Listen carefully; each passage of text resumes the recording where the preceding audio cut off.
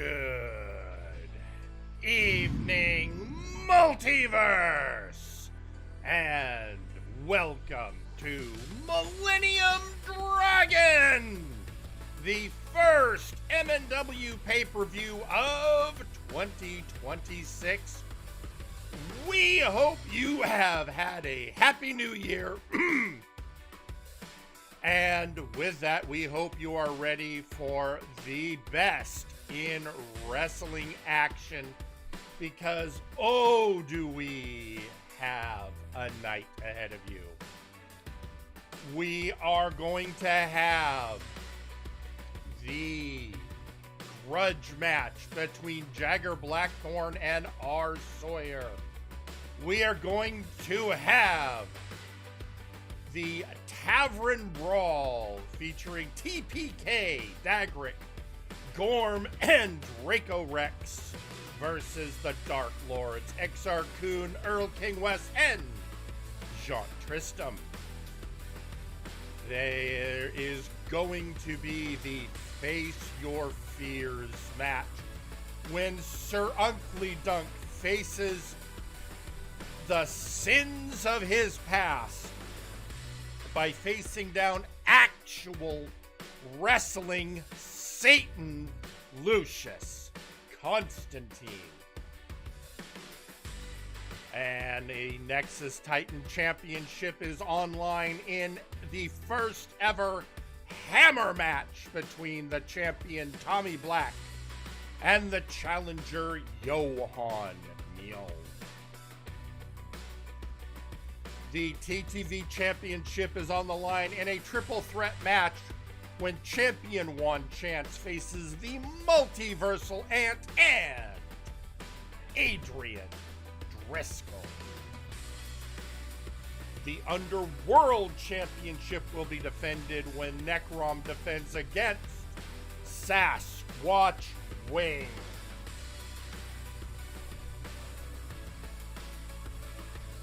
And the Multiversal Tag Team Championship is on the line in a four-way match when the Absolute Units defend against the International Combat Club, OTP, and the Night's Watch.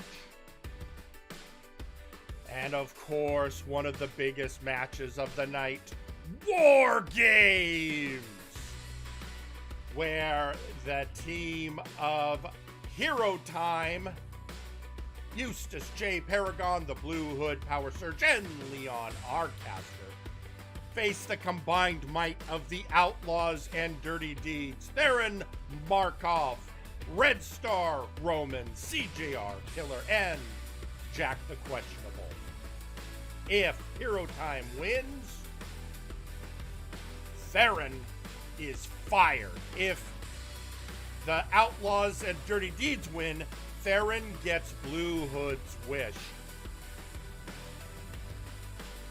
And in your main event, TJ the Mint Gable defends the Multiversal Heavyweight Championship against Nice Ice. All that tonight on Millennium Dragon. And we have a stacked card, and we had best get to it. And what better way to kick off Millennium Dragon than a match involving a Dragon Warrior? It's time to have a Tavern Brawl. Let's head to ringside.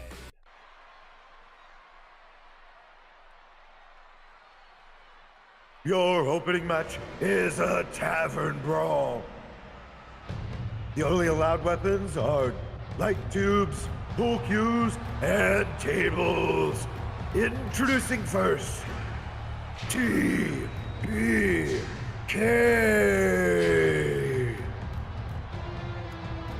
Well, now I know what Tavern Brawl is, and here they come. TPK, Total Party Kill, featuring the Goliath Gorm, the Dwarf Dagrick, and the Dragon Warrior Draco, Rex. And somebody was pointing out I keep going by their species. But the question is, what are their classes? Now, I'm only passingly familiar with the world of Faerun, but my understanding is Gorm is a barbarian, I believe Draco is a paladin, and Dagrick is a battle master. At least that's what I think is correct. Maybe they'll let me know.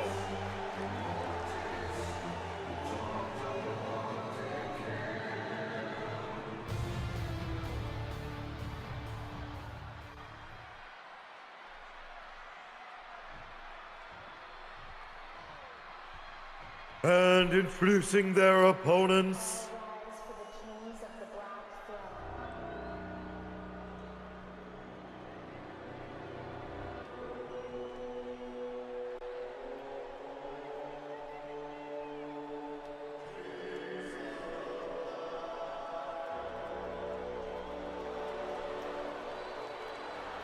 the Dark Lords.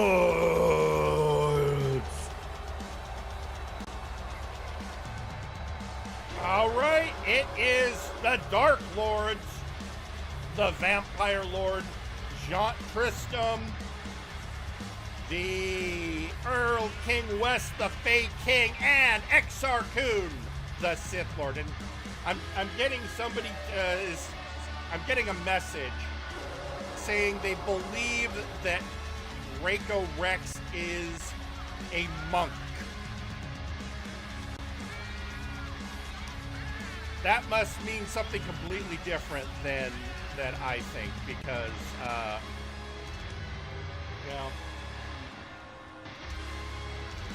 he doesn't seem like the Friar Tuck type to me, but what do I know?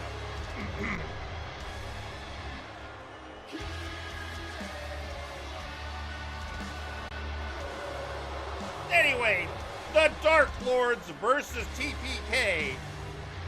Jean Tristram has vowed to shut down and end Total Party Kill before they even get started.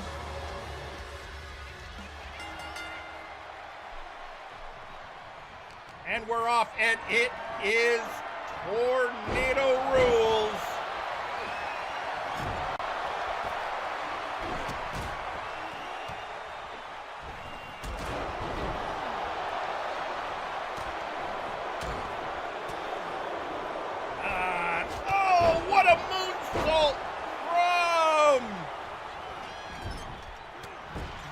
And now somebody's saying less Friar Tuck, more Kane walking the earth. Oh, I get it.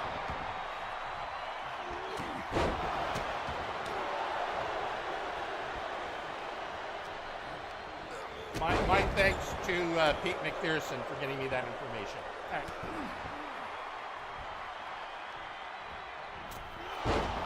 Oh, whoa! Dagrick taking down Jean Tristram, but at a cost.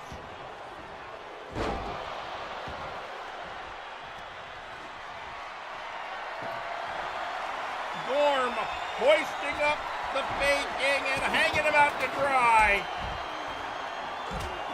And now showing the Vampire Lord how little he cares.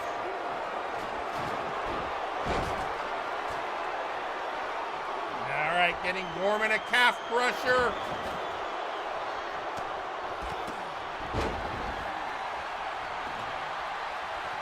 Dagrick going for the pin. And a kick out at 2. Somebody brought in a trash can. I don't know if they're legal, but on the other hand, I've seen trash cans in a lot of taverns. So.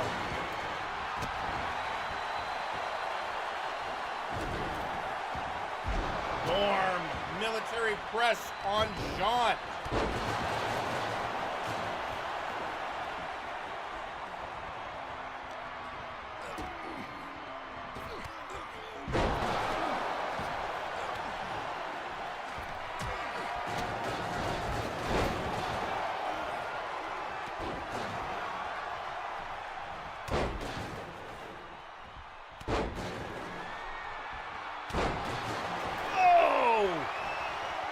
The Sith Lord dropping down on Gorm, but now facing, a scissors takedown from Dagger.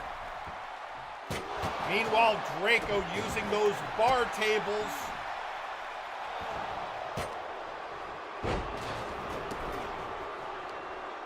A double team on Earl King West, but XR coming to his rescue.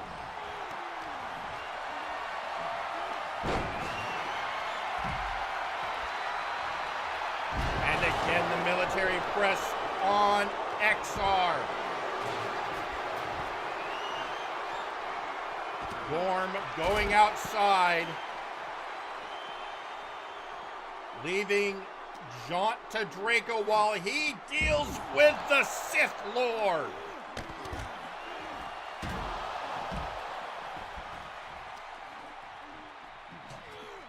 And the faking. Draco in the ring, waiting for someone because the end has to still happen in the ring.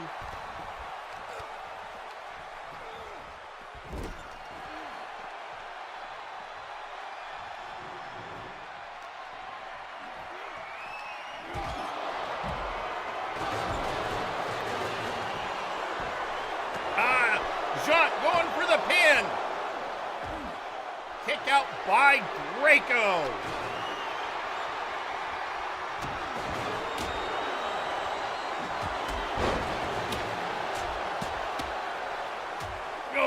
Gorm getting out of that bear hug. Draco. Slamming down the vampire and going for the pin.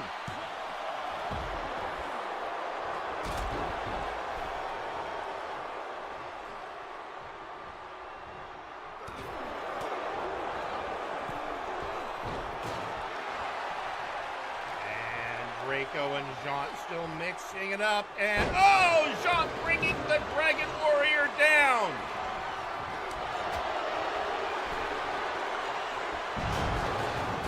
And now slamming him down, XR with the garbage can. And paying the price.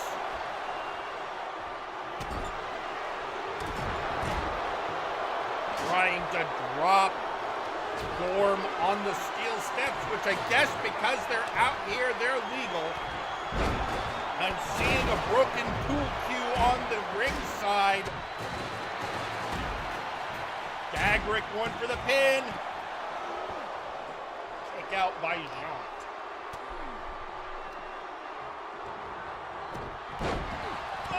Broken over his knee.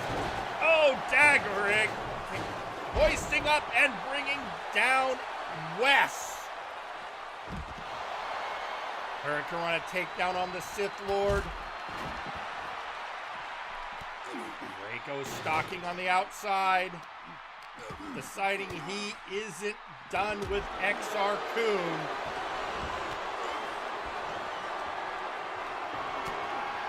Draco with another garbage can.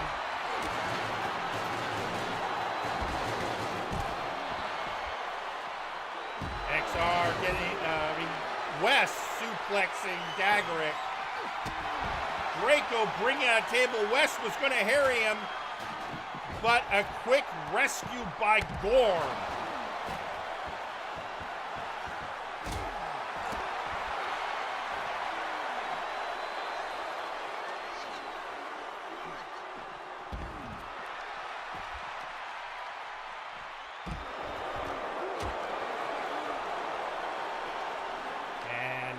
Gorm. Broken over Jaunt's knee. Bear hug on the Sith Lord.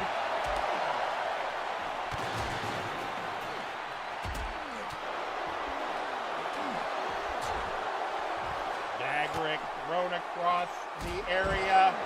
Drop kick on Gorm and leading him into an attack by the Sith.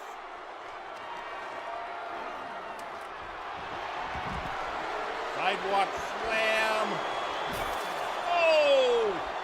That pool cue hitting Dagrick in the guts, and now Wes grabbing Draco.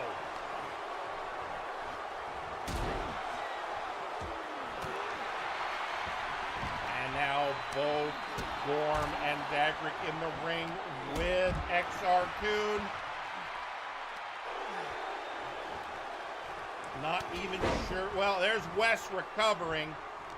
Well, Jean and Draco are mixing. Oh, Draco rams them into each other. People are weapon.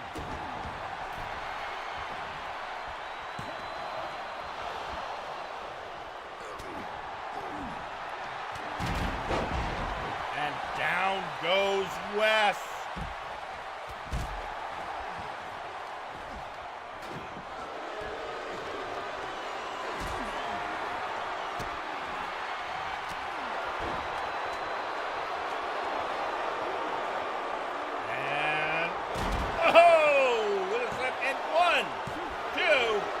The Dragon Warrior says no.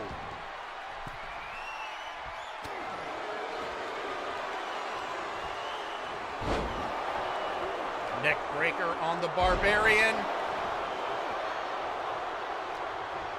And again taking down Jean Christum. And now we have Wrath of the Goblin King. Broken up by Draco.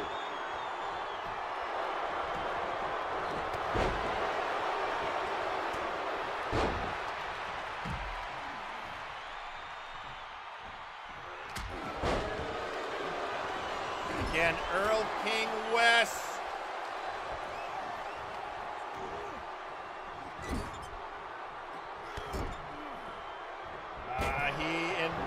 The Sith Lord going after Draco in the corner. The Force will set you free. Broken up by Gorb.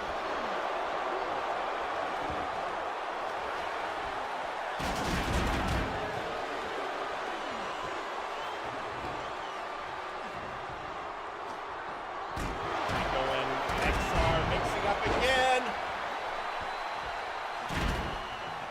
And now XR going after the Battle Master.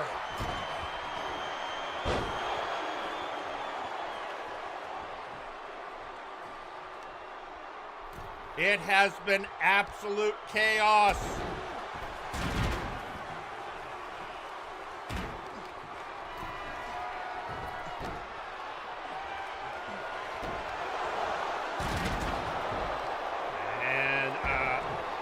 Worf has been hung out to dry and is now getting his calf crushed.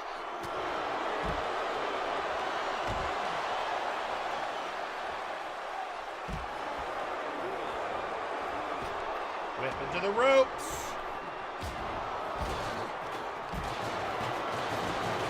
Dagrick floats over and brings down Wes.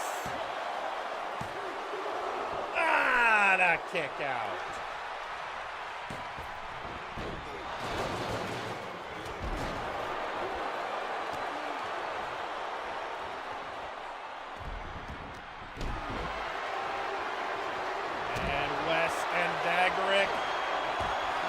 Meanwhile, Jean and Gorman, finally Draco stalking the Sith.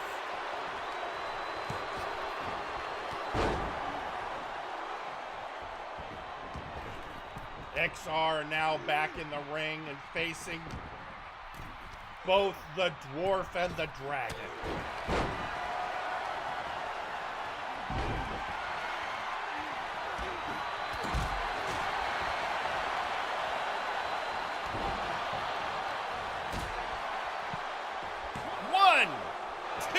Just a one.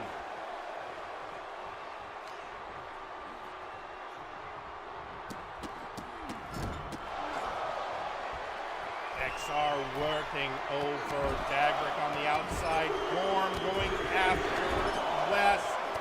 But Jean raining blows on the Dragon Warrior.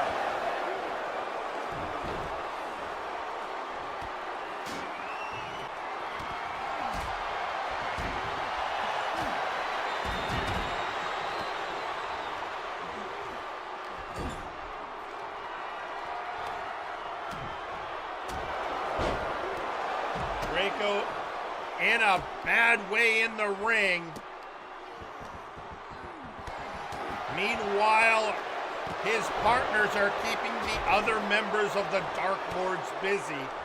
And a kippa!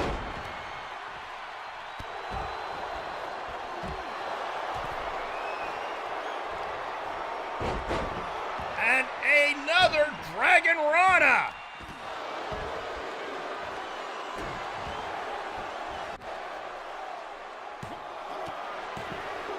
And a kick out by Draco!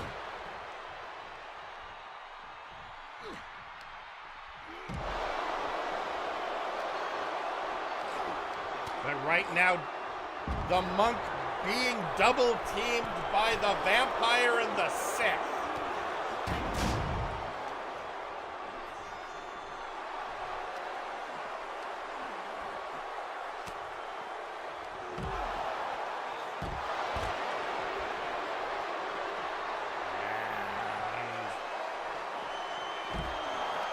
No one in the ring.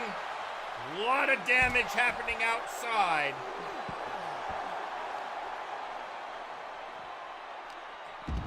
Oh, slamming him down. Draco coming over to assist Dagrick, sees it. Oh, no, he's actually trying to taunt the other two Dark Lords while the Sith and the Goliath face off in the ring.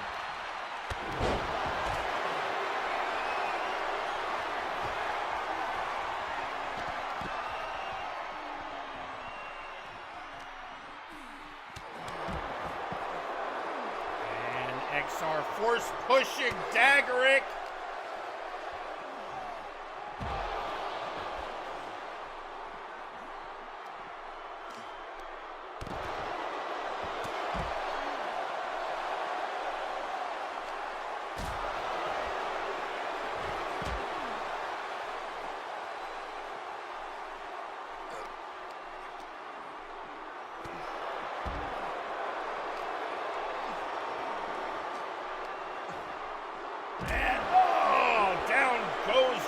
On the outside, no one's in the ring, so there can be no final decision, but sometimes you just need to do enough damage.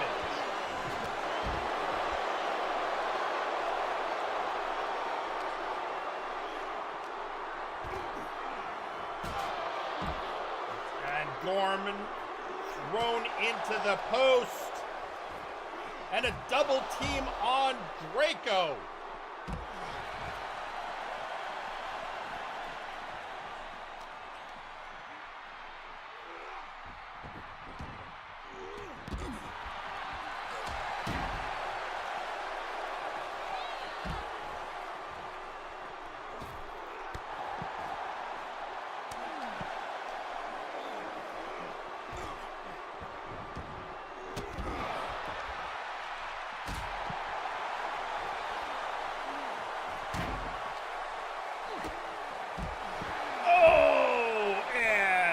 In the face. Can Draco take the advantage and run with it? Getting back in the ring. No one there to face him. And Draco is taunting the Dark Lords. Oh, over the top rope onto Jaunt.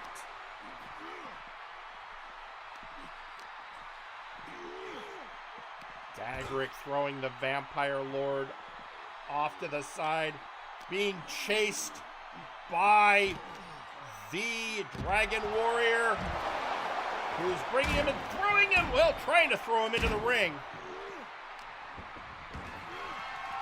Going to the top rope. Waiting for Jaunt to get up, and Dragon Rana!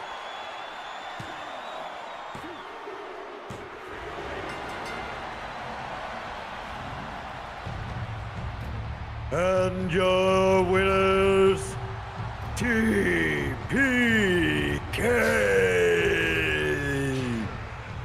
And that Dragon Rana from the Dragon Monk spells the first pay-per-view victory for TPK and them finally shutting up the Dark Lords.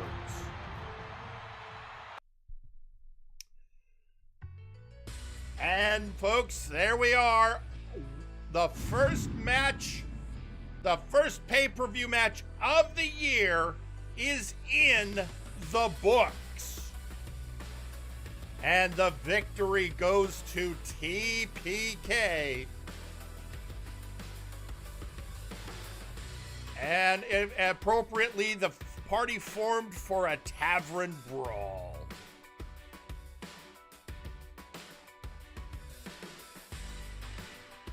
And where they're going to go next? Well, that's a great question. But for now, we have such a card, we got to move on. It's going to be a long night, folks. And this next matchup, this next match, this has been an ongoing feud for, I have lost track of how long, between the Stormcrow Jagger Blackthorn and the Terminator R. Sawyer. And I think I will let one of them speak for himself right this moment.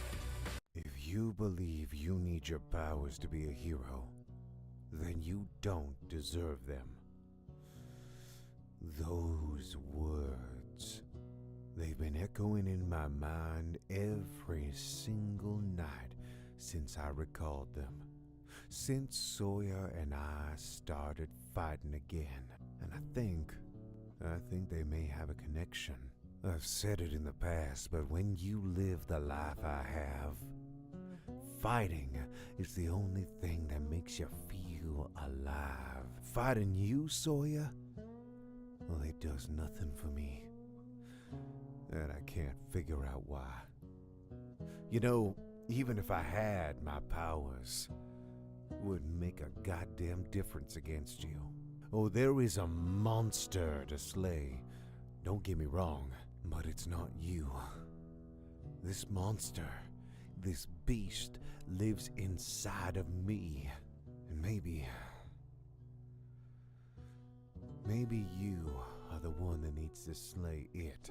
For me to be able to see clearly again, Sawyer, I have the motivation of the mind, but not the motivation of the soul. At the end of all of this, if I want my powers back, this is my war to fight, not yours. I'm not here to entertain a goddamn audience. I never was. I came to MNW to help keep the balance between good and evil. As cliche as it sounds, I found purpose in that. If people find that entertaining, well then good. People are getting their money's worth. But the next time you in the ring, Sawyer, take a look at everyone in the crowd. They are here because of people like myself, Mega Nexus Rider, Eustace Paragon, and so many others who fight back against the goddamn dark forces, all so that they can be here, can be entertained, all of them who could be here and experience it with their own eyes. All of them come down here to see us put our souls on the line, Sawyer! And I'm gonna have to put on mine against yours. If you even have one. So saith not the Stormcrow this time, but so say Jagger Blackthorn. I don't think there's anything else I can effectively add to that. So, let's head to ringside.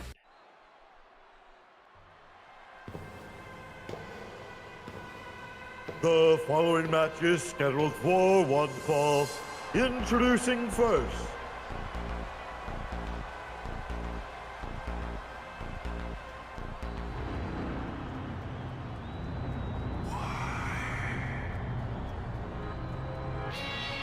Jagger Blackthorn.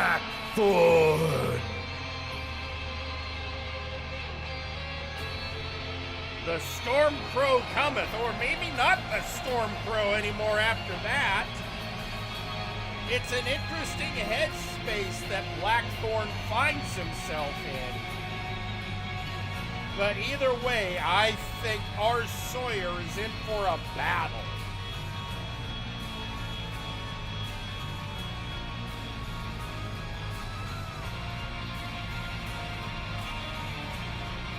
As he comes to ringside.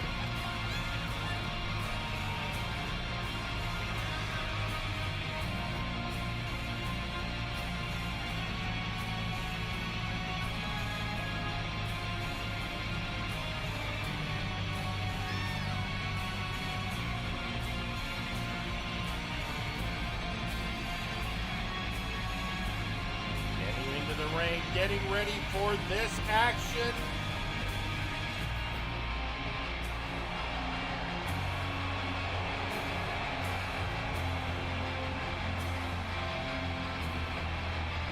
Into the crowd. This is going to be an epic battle. These two have honestly been egging each other on for months.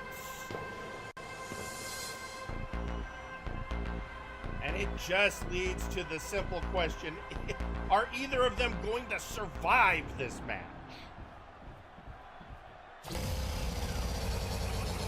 And introducing their opponent,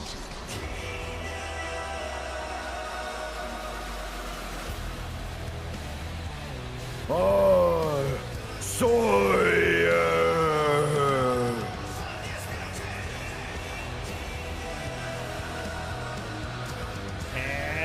Undisputed future arrives.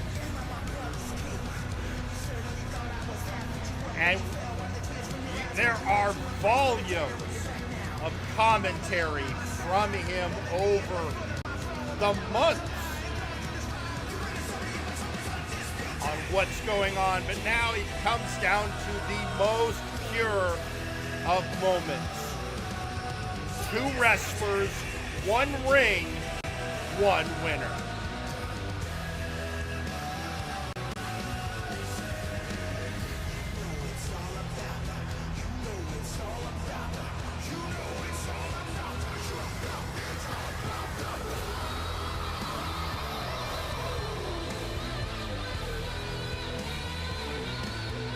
As he approaches the ring, it's been it was a fascinating year, 2025, for Sawyer. And now he gets ready to launch into 2026, which now has me trying to remember what year he comes from. I can't keep track of all the time traveling and the interdimensional stuff.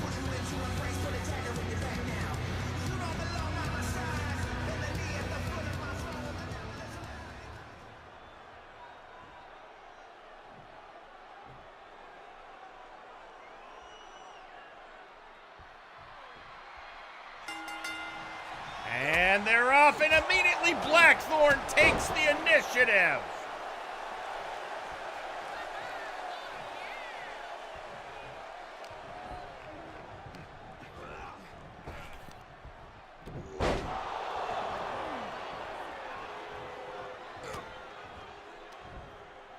Now, as I said, this has been going on for months, but the most recent instigation was Jagger Blackthorn inserting himself into Sawyer's TTV championship match, and Sawyer believes costing him the victory.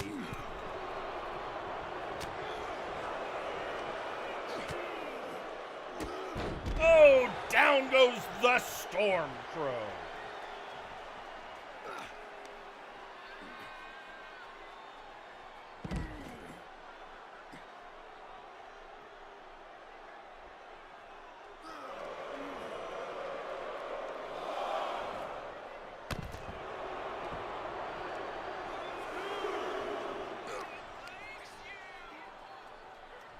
And, oh, again down. Sawyer doing a lot of arm work.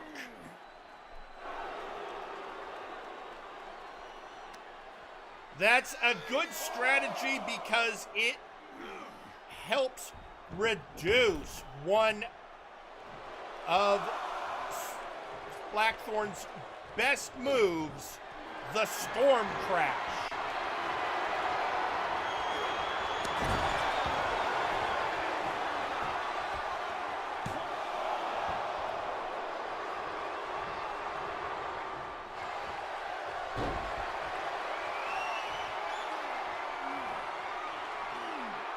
And Blackthorn going after Sawyer's legs.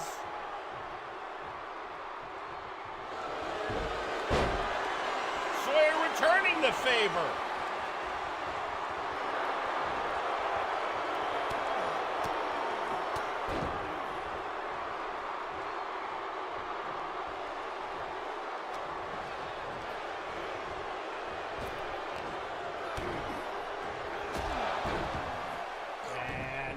The Storm Crow bringing him up, and again working that arm. Only now I realize that's Blackthorn working the arm. Maybe he's observing how Sawyer is fighting and deciding fight fire with fire.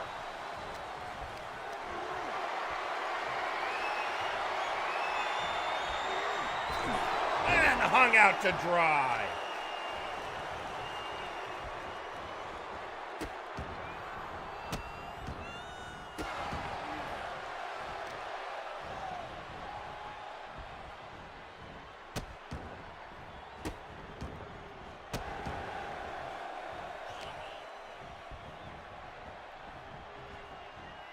And again, going after the hand, working the arm.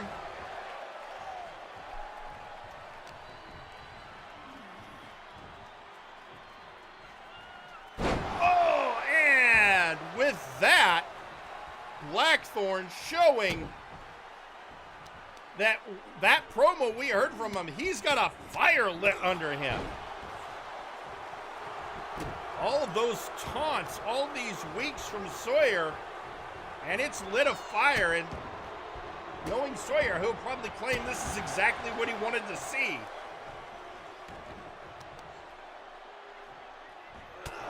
Oh, and an enziguri kick.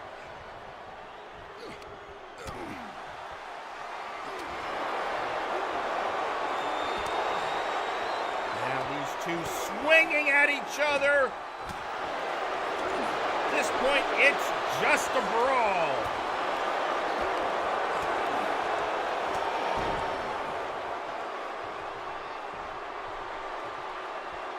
And the Terminator doing the robot. How does his friend Malice feel about that?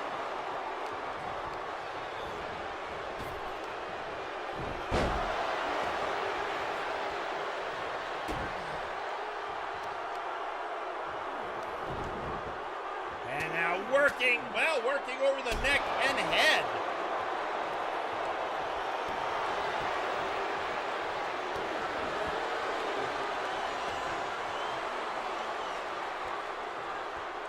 Blackthorn trying to get back up to a standing position, and now getting a suplex.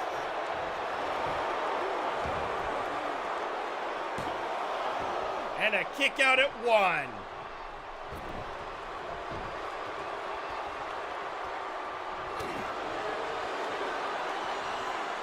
Racing him up and slamming him down. And again, working the arm and the leg.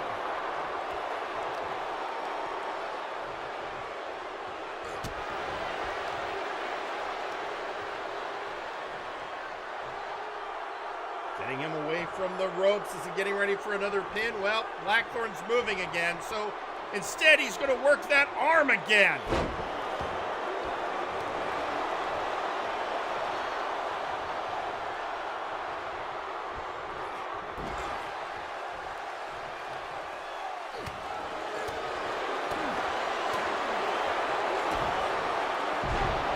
Cyber Stunner! 1, 2! Kick out at 2. And working the arm again.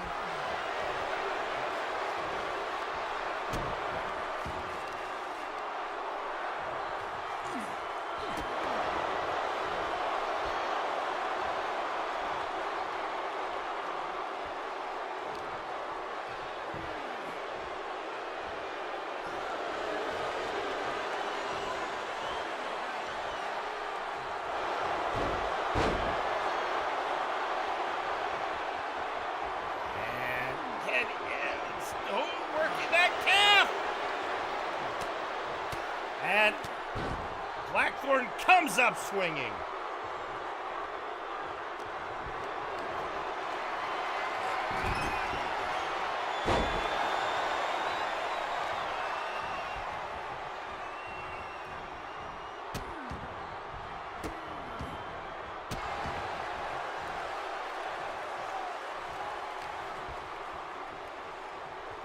And into the turnbuckle goes Sawyer. And now a scoop slam and the Storm Crow at the mid rope. Oh, knee to the face.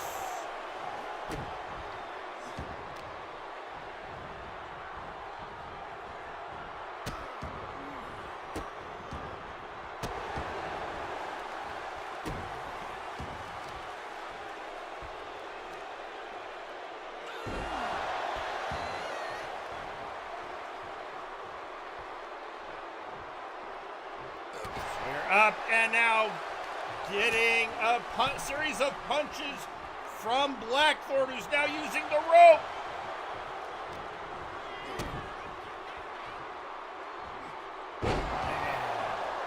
Suplexed.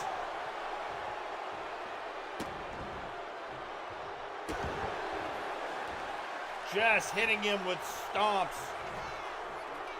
This is definitely less of a finesse game now, and there is a fire in Blackthorn. He just wants to beat the hell out of Sawyer. Oh! Not even time for a 1 count. Stomping on him. Kick.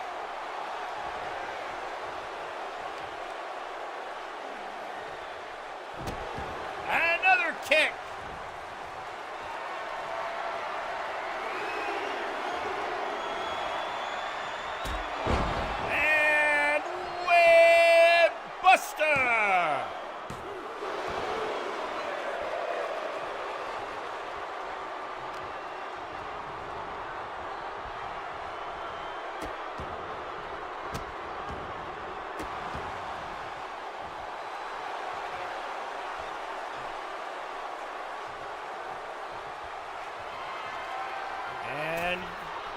Jagger going up top again. Oh, elbow from across the ring practically.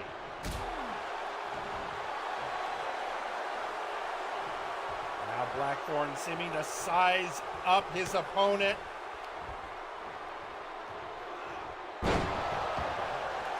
Another suplex.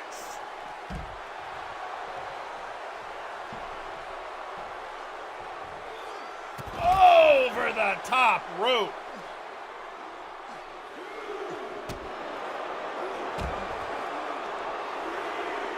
Blackthorn has Sawyer on the back foot. Sawyer trying to regain the advantage.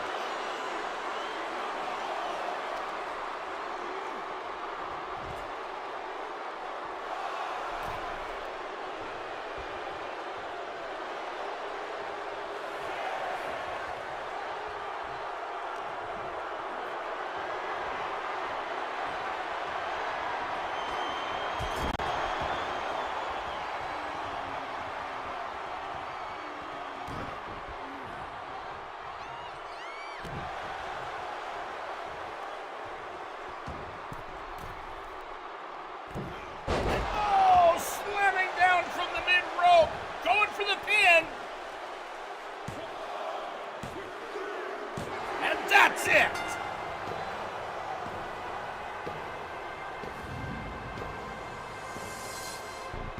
And your winner, Jagger Blackthorn. And that was no wrestling match, folks. That was a brawl. And one that the Storm Crow has emerged victorious from.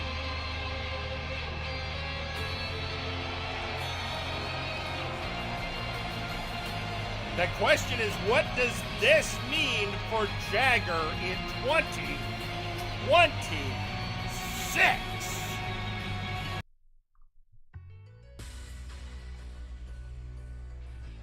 And there we now have two matches in the record books.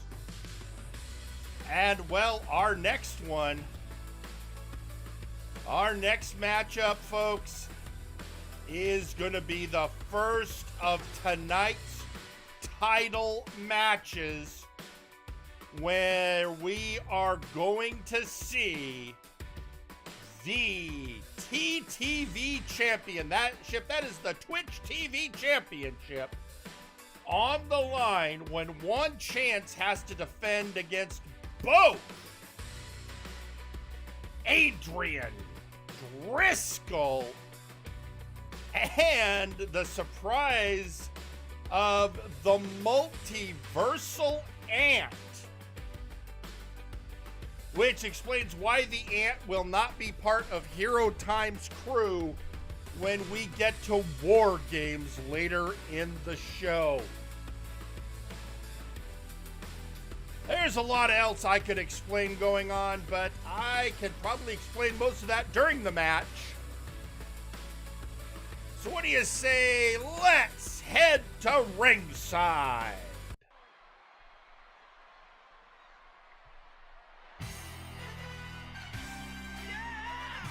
The following is a triple threat match and is for the TTV Championship. Introducing first, the Multiversal Ant. The latest addition to Hero Time, Multiversal Ant. He was a local talent who proved himself, got the contract, and has been making a name for himself ever since. And he joined this match to increase the odds that Adrian Driscoll will not walk out tonight with the belt. Because everyone could agree that would be a bad thing. And he has admitted it would not suck for him to win a title this early in his career.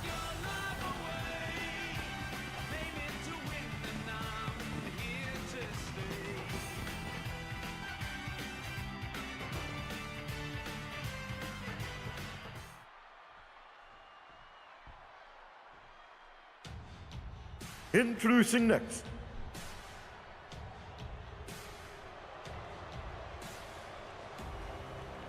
Adrian Driscoll. And there he is, folks, Adrian Driscoll.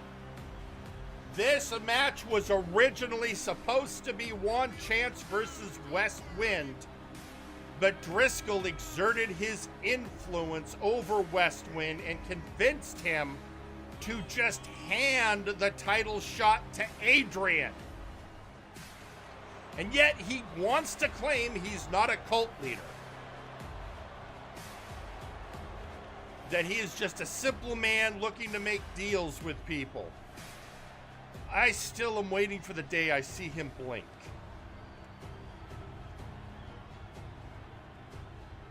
There he is in the ring with that forever gloved right hand. And with him here, I wonder how he feels knowing that another deal maker, Lucius Constantine, is on the card tonight.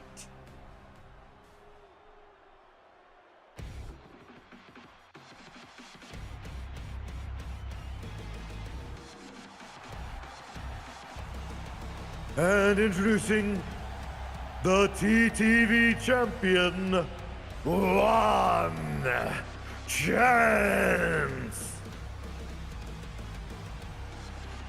And One Chance, your TTV champion.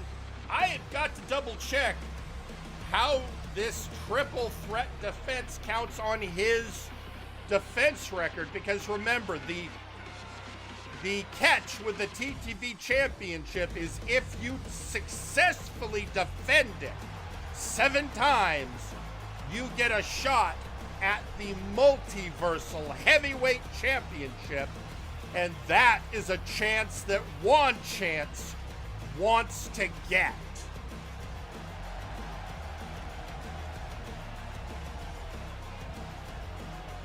And right now I'm at a loss. I'd have to check with our record keeper if this is the third defense for Chance or the fourth, and if this would count as fourth and fifth.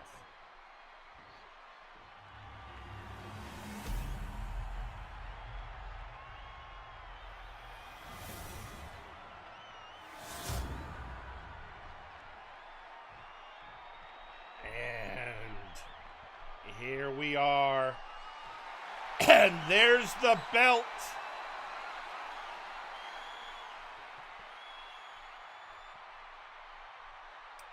Multiversal Ant, his first title shot. Adrian Driscoll and Juan Chance.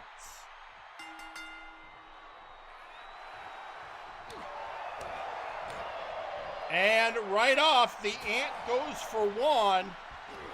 Oh, and Driscoll immediately takes advantage, bringing Juan down.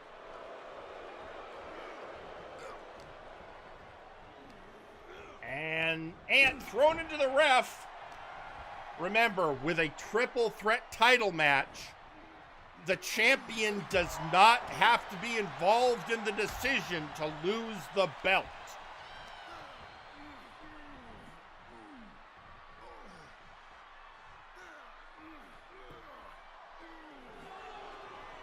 And Driscoll working over the Ant, and Juan coming in and taking advantage, raking the eyes. Those disturbing, unblinking eyes.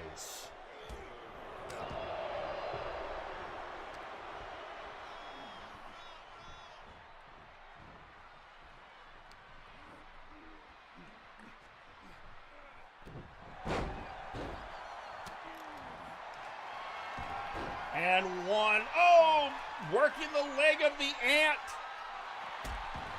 The Ant is theoretically here to help Juan, but still is an opponent.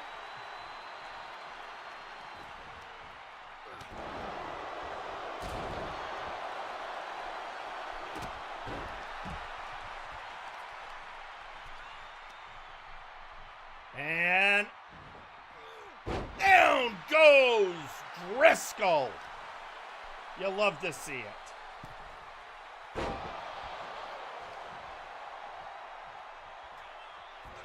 And the Ant, oh, with a reverse suplex.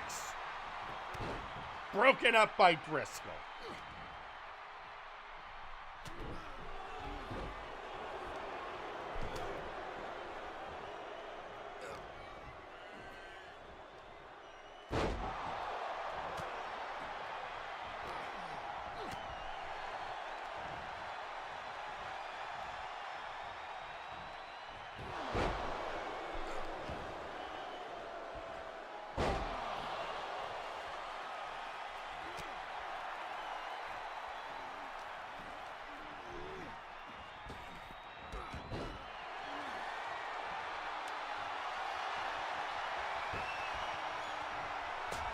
And, oh, there he goes. And folks, triple threat rules, no DQ. Juan going for a kendo stick. The Ant going, nope. But I think the Ant also kind of giving a nod of, I get it. Oh, he almost landed on that kendo stick. That would have been an unfortunate spot to get a kendo stick.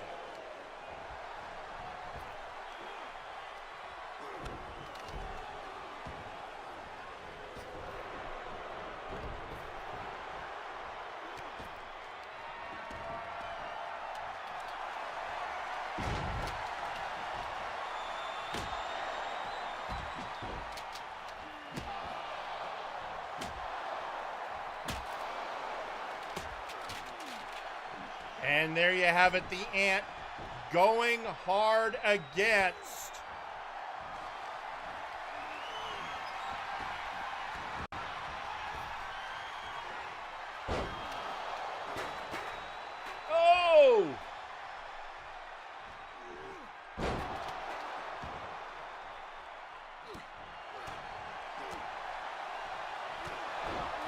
The ant bringing him down.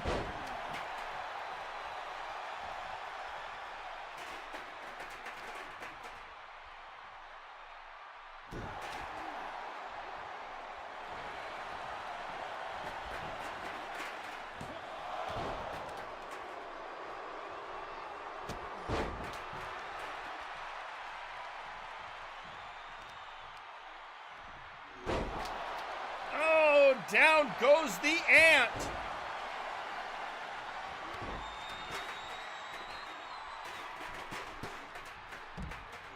And now the ant throwing one over the top rope.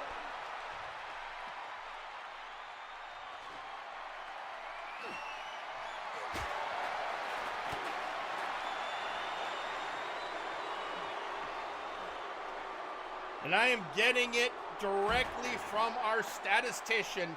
This is Juan's second defense of the TTV championship. His first was against Chaz Lee.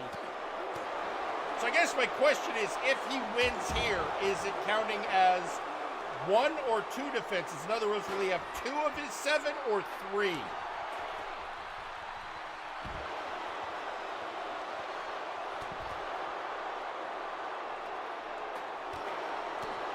And now all 3 men outside, and the Spanish announce table is nervous. Some of you may have a hard time telling, but the Phantom announce table is also nervous. They might be ghosts, but the Phantom announcers still don't like it when their table is disturbed.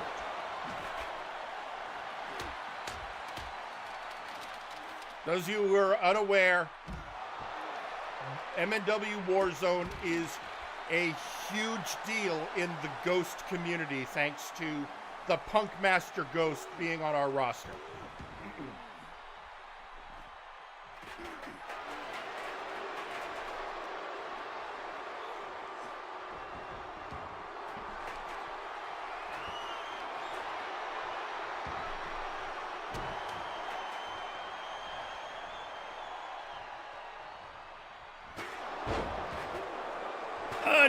Taking them both out with a chair.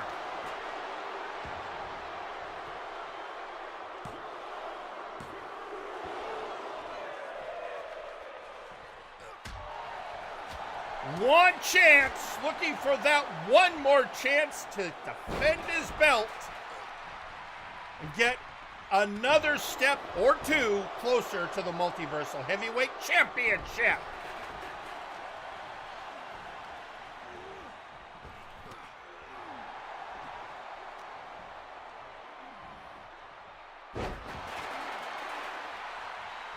And covering the ant. Oh, broken up by Driscoll.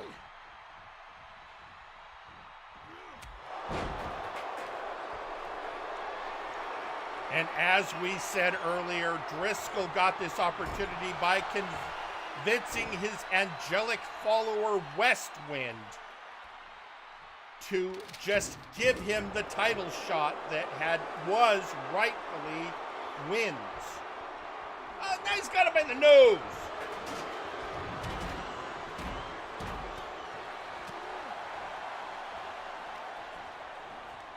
One thing I will say, it has been fascinating to watch. These 3 combatants have, in my opinion, very honestly been very evenly matched. Oh, the ref going for the pin too. Have to get through the steps.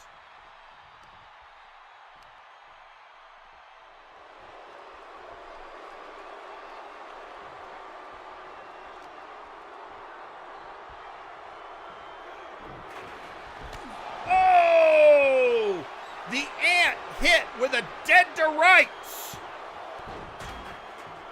Looks like he got in the way and took that blow for Juan.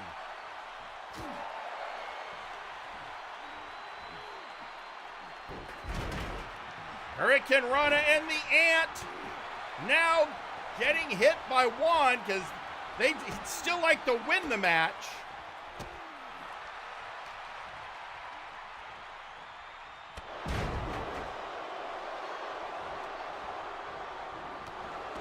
And reverse lariat, down goes Juan. Juan goes out. Oh! Ow! right in the anthills.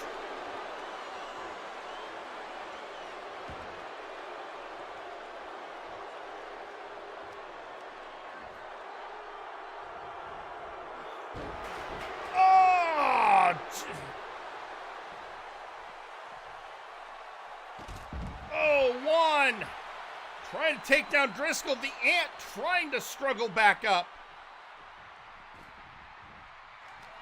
Juan back in the ring. The Ant whipping him out.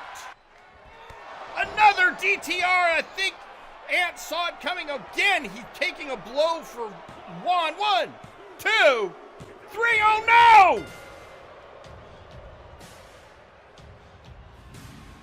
no! And your winner and new TTV champion, Adrian Driscoll.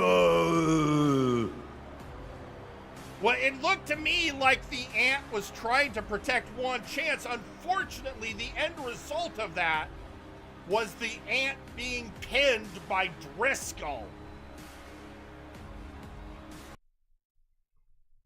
Which means Adrian Driscoll now holds the TTV championship. And all he needs to do is defend it 7 times for a shot at the Multiversal Heavyweight Championship. That is how our current champion, TJ the Mint Gable, got his shot. And you will see him in action tonight against Nice Ice.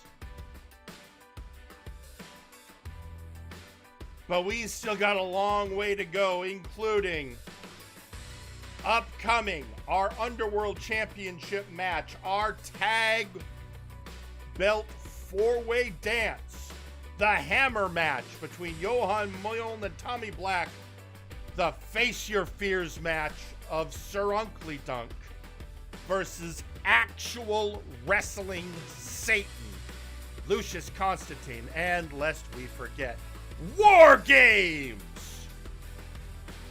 Hero Time versus the Outlaws and Dirty Deeds, with, let's just say, a lot on the line, who apparently nobody told my announcing colleague, Eric Jenerickson, what was going on. And when I told him last Friday, he was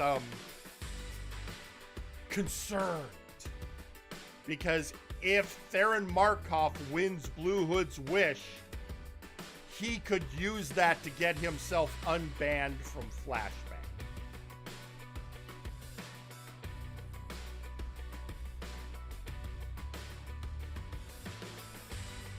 So, with all of that on the table, let's head to our next title match.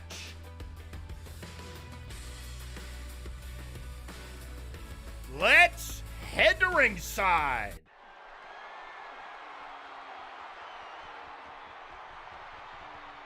The following match is for the Underworld Championship. Introducing first,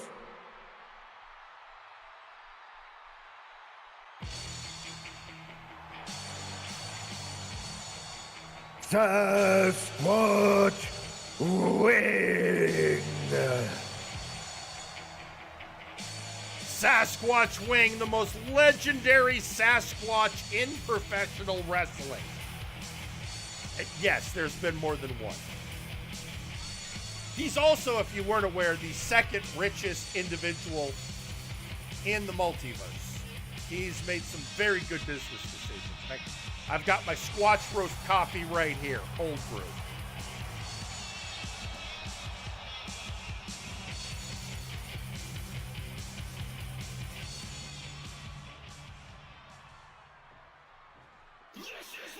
And introducing their opponent, they are the Underworld Champion.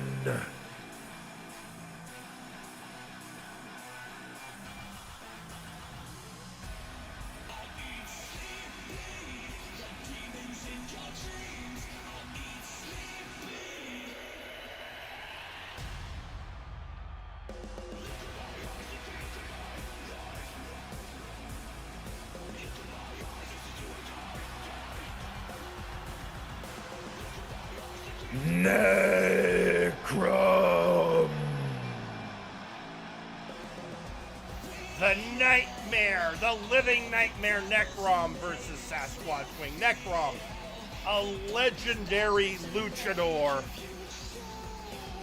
terrorized the Mexican wrestling scene for years, including driving the Bell family out of Mexico. And now, here in MNW, and is the inaugural Underworld Championship. How did he get that belt? Well, first you'd have to understand MNW history and a little place called the Under. Then you'd have to learn the machinations of Sir Unkley Dunk when he was a rich bastard, and the deal he made with Necrom. But all you have to know is Necrom, while a horrifying presence, as a champion, wants to face the best. He is brutal, but he wants a true battle and refuses to use underhanded methods because it would sully the purity of the battle. Honestly, one of these days, we've got to get him together with some of the members of Honorbound over on Flashbang. One in particular, I think they'd have a lot to talk about if they could translate the way each other's talk into an understandable way.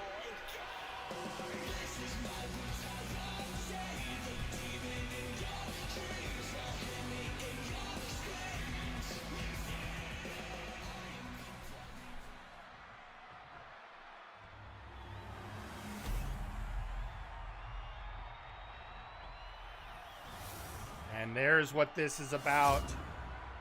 The Underworld Championship.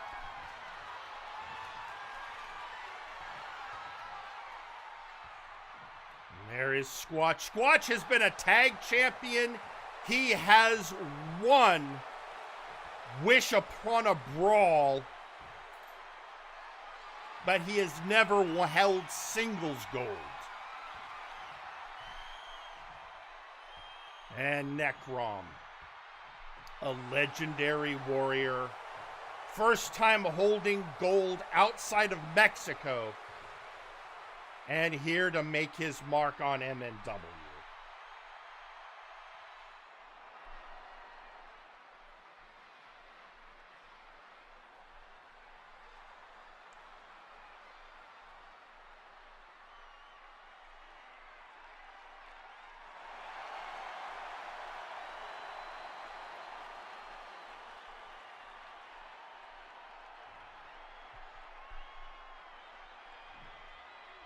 Both of these wrestlers have stated goals, and here we go.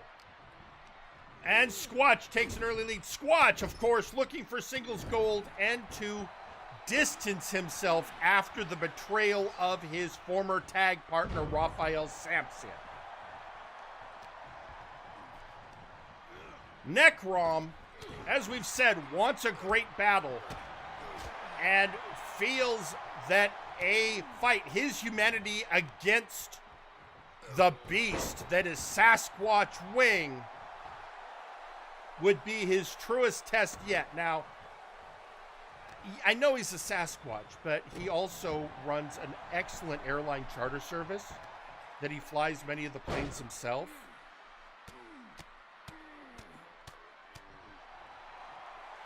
And his coffee cake business, they are the best coffee cakes you've ever had.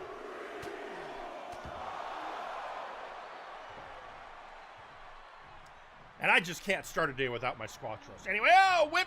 Oh, reversal whip!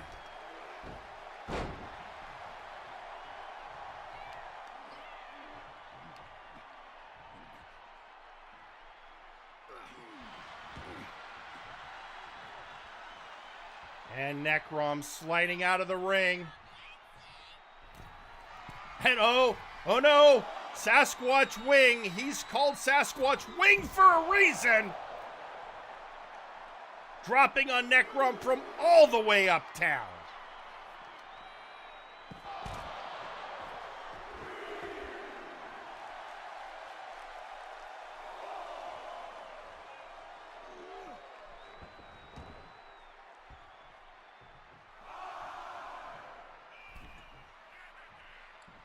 And the ref getting between Squatch and Necrom. It's moments like that I'm really glad I hired a ref that is functionally immortal. Oh, Squatch out of the way! I find it interesting he regenerated into a young blonde form tonight.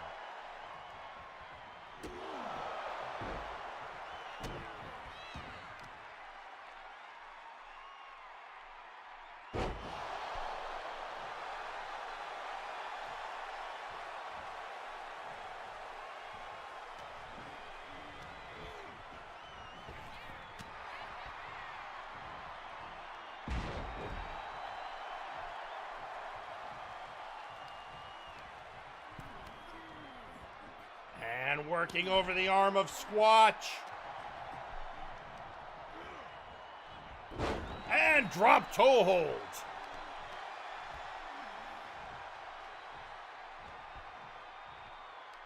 And bringing him up and slamming him down.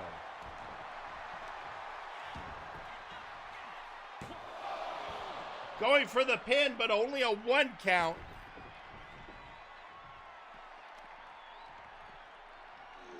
And right back in the ring.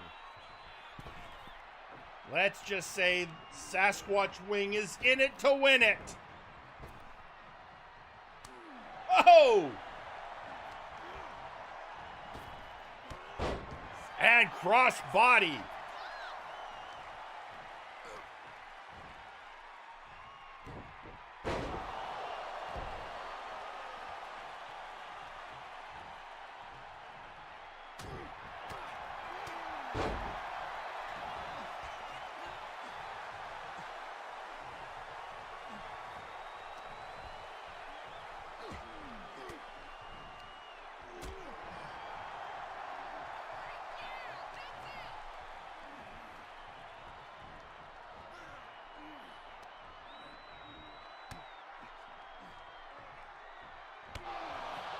And he kicked him over the rope.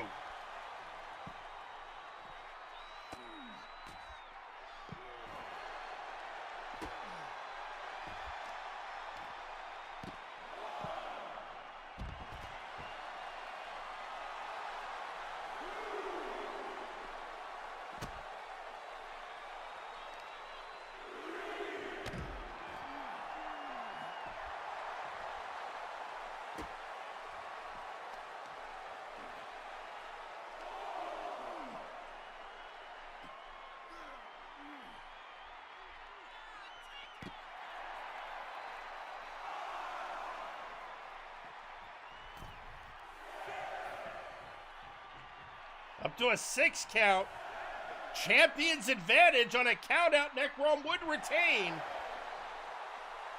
But it doesn't feel like the kind of victory he said he wants. Or did he just have faith that Squatch would get back up?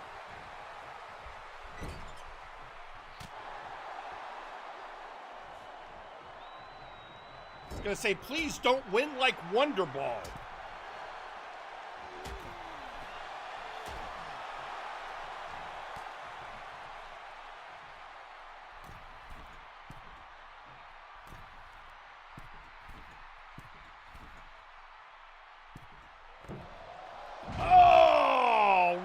And there you have it, folks, the Flying Sasquatch.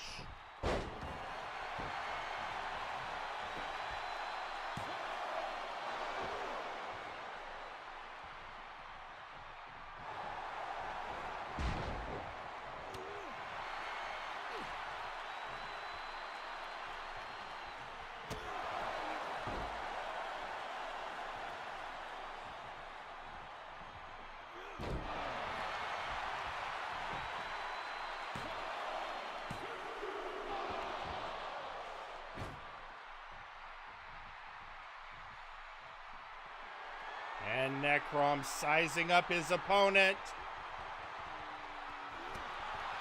Oh, I think he was going to go for the Dream Eater, but reversed by Squatch, who hangs him out to dry.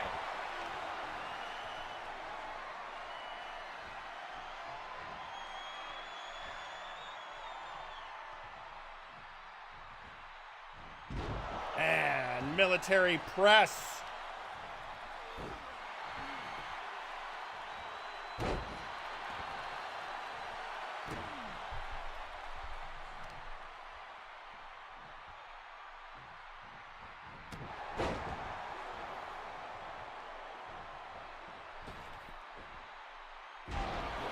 Oh, with that slam down.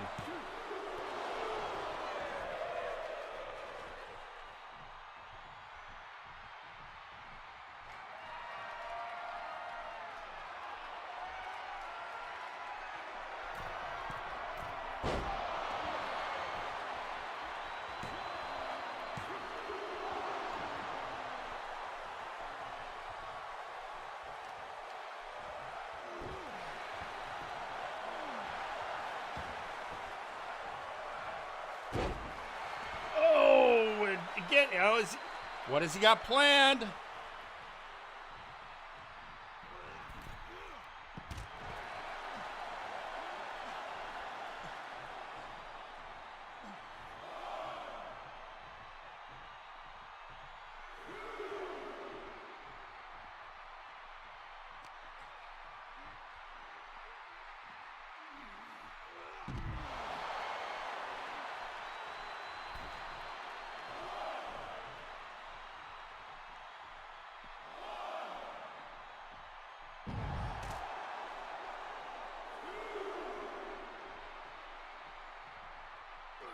These two just going back and forth.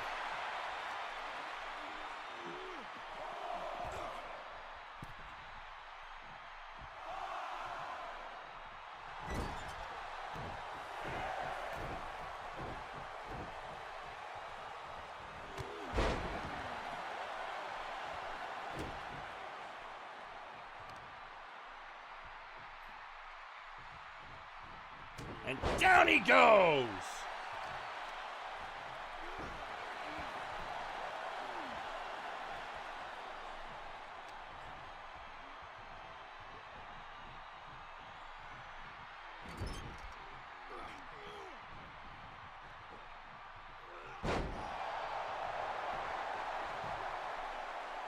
One. He got him! Your winner and new Underworld Champion, Sasquatch Wing. And Squatch, in the end of a hard-fought battle, finally captures singles gold. And that is the second belt to change hands tonight. And we still have a lot, and I mean a lot, on the line.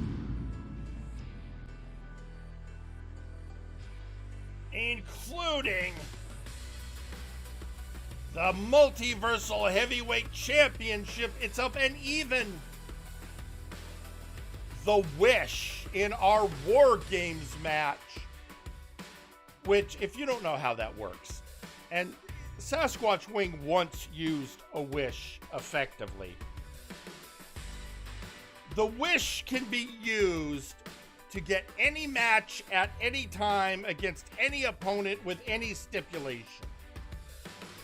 Meaning, on one hand, you could cash it in like a Mega Money in the Big Bank briefcase for any belt.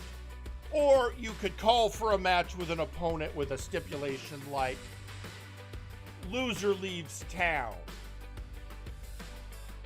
Or, as Theron Markov has threatened, if he gets the Wish, he will use it to get a match where the stipulation is he gets unbanned from Friday Night Flashback. But of course, if Hero Times win, that won't be a problem because Theron will be fired. But Theron is being backed up by both his outlaw partner, CJR Killer, and 2 members of Dirty Deeds. And how's that going to go? Well, you'll have to wait. That's our penultimate match of the night. For now, we have a ton of more action to get to, but before we do that, I know this is a pay-per-view, but we still have a lot of bills to pay. And that requires us to do some things, including running advertisements. So we are going to take a brief commercial break, and when we come back, get ready for a 4-way match for the Multiversal Tag Team Championship. See you after the break. Don't you just hate it when you're in a Feel the warm, milky, healing, Jesus-powered goodness that is Lactatanks. Step inside or be thrown in forcibly by registered Anon after you've gotten the shit beaten out of you by multiple people in one wrestling match. We swear nobody has ever died in a Lactatank. What is the Lacta made of in the Lactatank? We have no fucking clue, but we enjoy it anyways, and you will too. Lactatanks, come feel our warm, creamy, healing Jesus goodness. Multiverse, Nexus Wrestling's Warzone, Flashbang, and Fiery Line are all proudly sponsored by Enraptured Beauty. Our products, rather than using unnatural and harmful chemicals, revitalize your skin by boosting the natural elements already present and enhance your natural beauty so you too can love your best self. It's morning in Multiverse, and rest of day looms looking to break the weary like monster breaking human twig in a wrestling ring. But there is remedy. Squash roast coffee, made from finest naturally grown beans for best wake-up energy. That's because every bean have 10 beans within. That'll be 10 times more big energy than competing brand. More than enough big squash energy to power through day. Squash roast coffee. It's big cup of good stuff. Now available in decaf, or when there is need to come down from blood rage. When you want the most detailed and violent-looking pictures of battlegrounds, look for Perfect Snap Photography. We do bar fights, wars, underground wrestling, and weddings. My wedding dress, you fat harlot! Remember, Perfect Snap Photography. It'll be bloody perfect in a snap. You too can now wage war against the flabby wrestlers of MNW with your own exclusive Zacko action figure. It comes with trios tag belt accessories and nut-kicking action. Pull the cord to hear Zacko's famous quotes. Get that microphone away from me before I shot up your... The Zacko Duo action figure, sold separately. Whether you're working at home or giving your opponent work, we here at Lowe's are there for you. We're here with our sturdy tables and ladders that cease to exist if broken in half. We're here with rings that can stand up to even the most grueling of hoss fights. And when a locker room door is inevitably smashed by an angry lion woman, or a fiery undead leaves burn marks all over your paint, Lowe's will be there with a little elbow grease, a substandard 2x4, and a 6-figure bill. Don't believe me? Listen to these satisfied customers. You know, I like Lowe's because they have tables that I can put pizza on because everyone else keeps breaking the goddamn tables. This is Raphael Sampson here to remind you that Lowe's brand lumber is subpar at best. You deserve better. And trust me, I would know. I worship a god. Sometimes when executing wrestling justice, I've had to break down a few barriers and a few walls. Oh, fucking damn it, Max, my wall! Thank goodness I shop at Lowe's so I can get the best deal on replacing and fixing all the walls I break. Lowe's. Do it subpar for more. Why? And now, a message from the brass.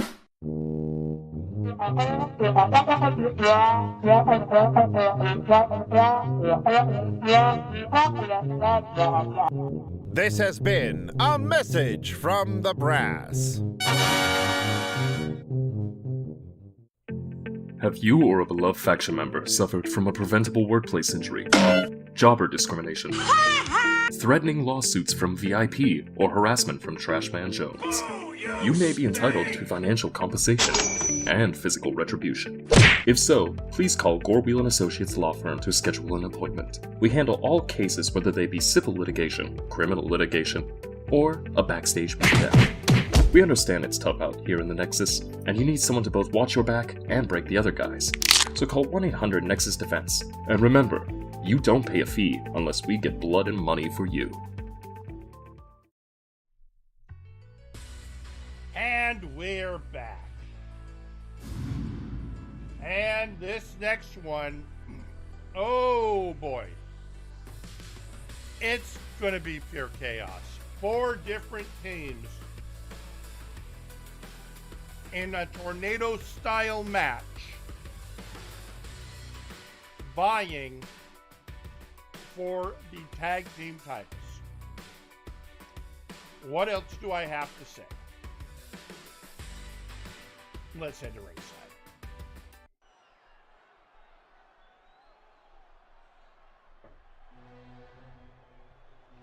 The following is a 4-way match for the tag titles. Introducing first,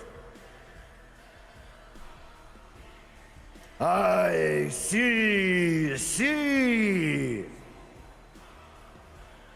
The ICC, the International Combat Club, represented by Locken and Glycerius. Their leader, Nice Ice, is in the main event. So instead, we get the master of street lucha and the best stand-up comedian to come out of the East German Super Soldier program.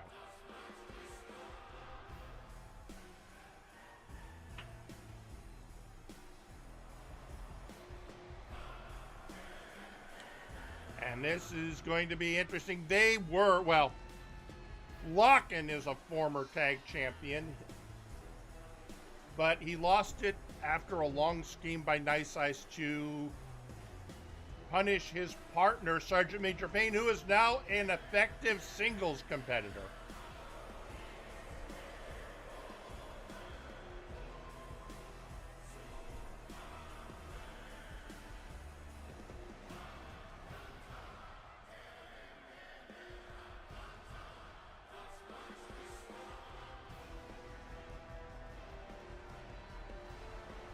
And there they are, ready, disciplined, and looking to win the belts.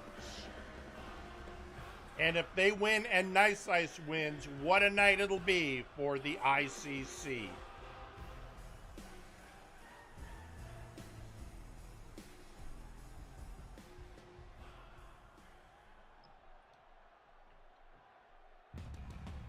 Introducing the first opponents.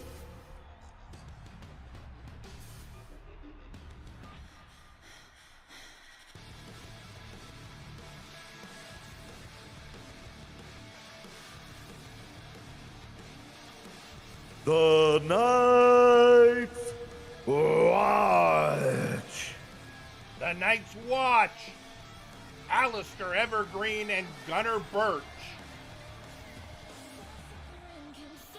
Last week in the go-home show, these two won an exhibition match of people in this match, giving them a little momentum, but you know how that can go.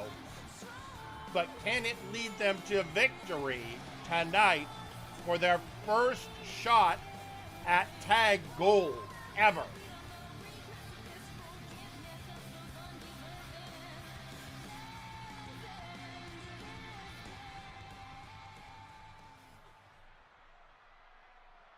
Introducing next,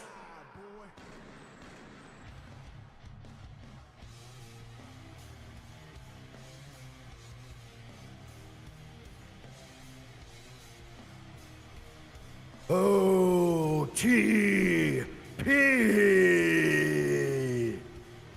OTP, One True Pain, Crockvor, the Cajun Cryptid, and registered Anon, Florida Man himself,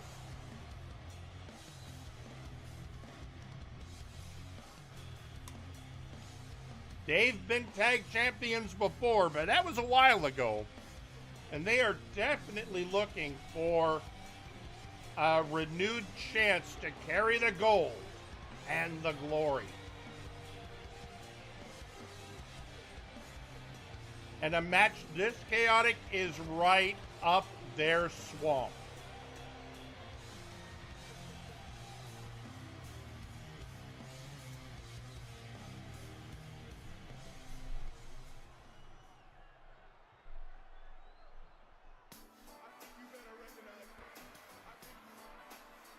And introducing, they are the tag team champions, Absolute Units. Adonis Washington and Forrest the Fortress Wade. The Absolute Units, they have been holding those belts proudly since Multivania.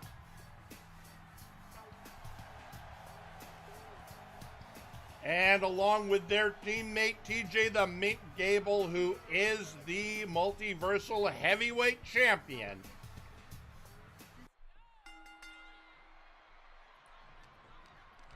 And let the chaos commence.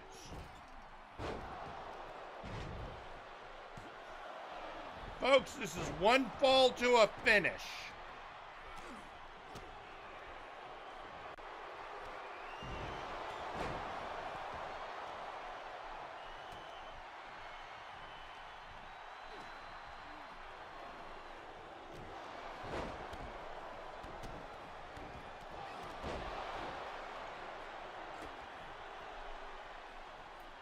Gunnar Birch taking down Crockvor. Laserius going after Alistair and now facing the wrath of Florida Man.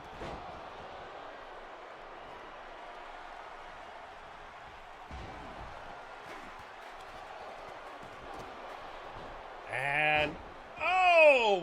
Laserius finally tapers the rampage of registered Anon. And folks, if you're new to MNW, that man in the vest and the mask used to be our head of human resources.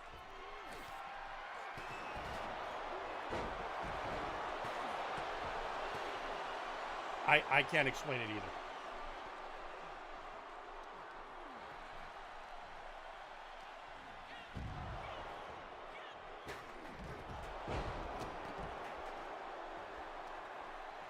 And going for the pin.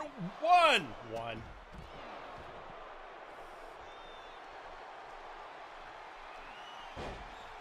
And now bringing Adonis down. Alistair looks like he wants to win and he wants to beat the champ to do it. Alabama slam on the outside by Birch.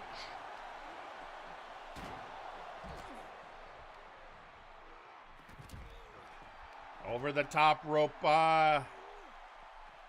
Meanwhile, Forrest, the only one in the ring. And because this is a no DQ match, the only way to win this is pinfall or submission in the ring.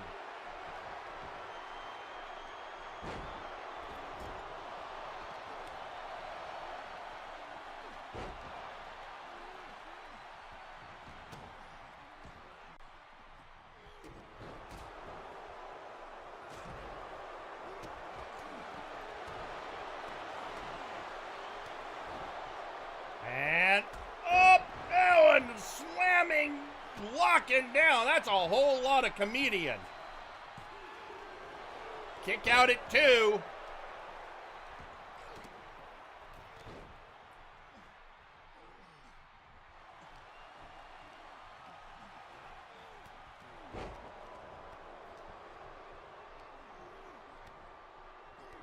Oh, slamming Evergreen into the ref.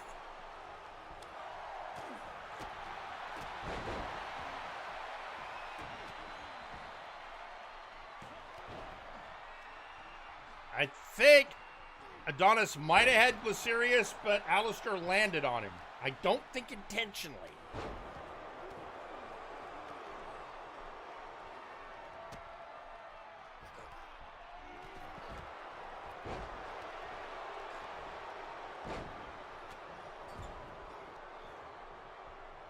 Lockin getting some calisthenics in on Crocvor.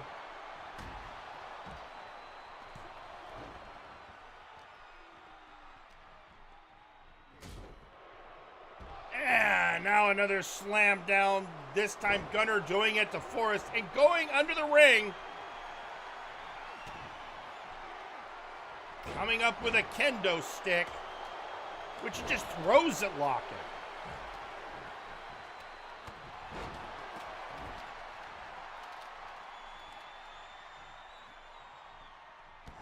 And now slamming down Anon, going for the pin.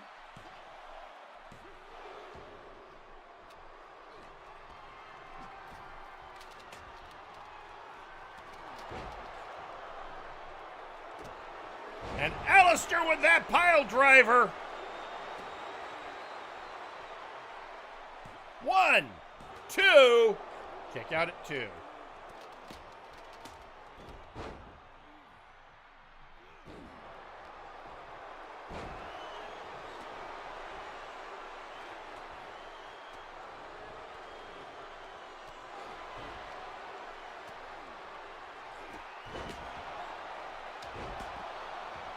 And Alistair going for another pin, immediately broken up by Washington.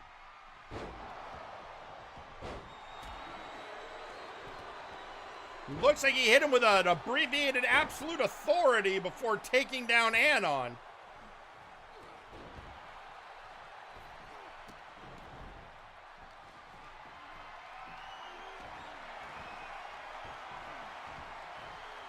And again, Gunner with the kendo stick, and again throwing it at Lockin specifically.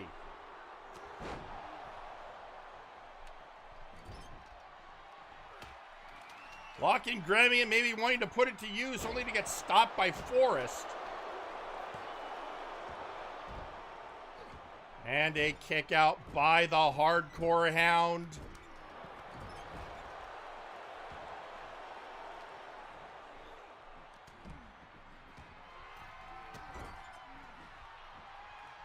Folks, if you're keeping track, we've got, I would say, 2 wrestlers, a luchador, a crocodile-based cryptid, a ninja, a werewolf, and whatever the hell registered Anon is. Oh, and a super soldier. I think I got them all.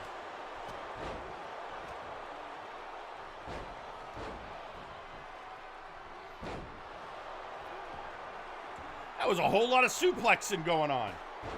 And finally, Gunner decides maybe instead of a kendo stick, I'll use a chair.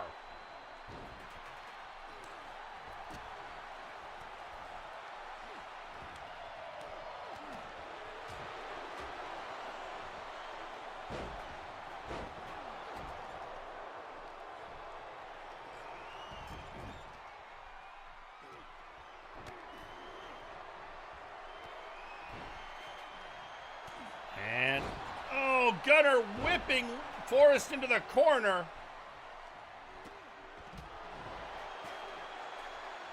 Oh, and hitting Alistair.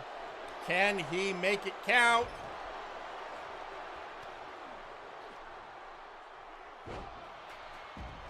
Now going after Lockin. A war of attrition, I suppose, would favor the units, since they're already champions. Oh, but not when Anon hits Adonis Washington with the kendo stick.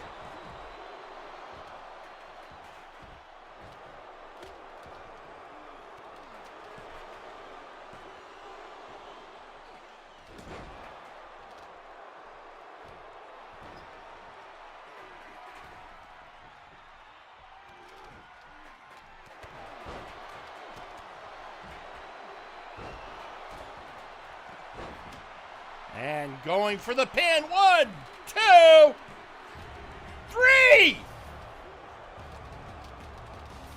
And your winners and new tag team champions, the Night's Watch. Well, the Night's Watch did it! Turns out that momentum from the go-home show did carry through. The Night's Watch now hold tag gold, which, good job, congratulations. But it also brings up an interesting question, because their former teammate Westwind had a title shot tonight and just relinquished it to Adrian Driscoll, who is now the TTV champion. And his former teammates are now the tag champions. You gotta wonder, what is Westwind feeling right now when it seems that all these opportunities he had, he just let go? It's not even that they flew by him, he just let them go.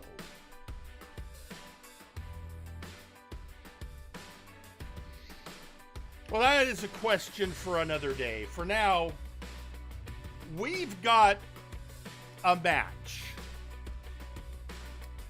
A unique match. Johan Mjoln challenged the Ginger Boy, Tommy Black, for the Nexus Titan Championship and lost in an epic bout that left Tommy energized and Johan shell-shocked. And Tommy was so jazzed, he vowed he could lift Mjolnir itself. A statement that, even though he is currently befuddled, was still leaving the Son of Thunder irate. And thus he challenged Tommy to a hammer match. What is a hammer match, you might ask? Well, I will explain after we head to ringside.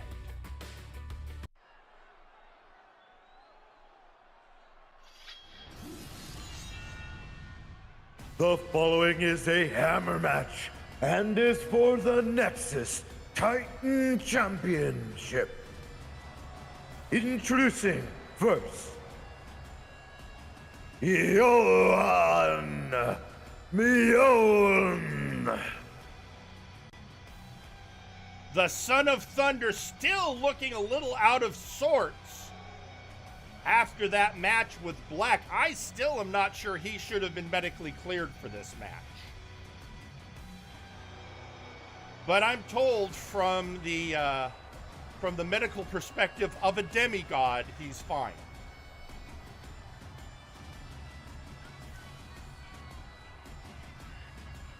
But Mjoln feels that it's not just about the belt. It's his heritage, his very honor has been besmirched by Tommy Black. And he wants recompense, or at least a chance to defend his honor. And he will get it tonight in a hammer match.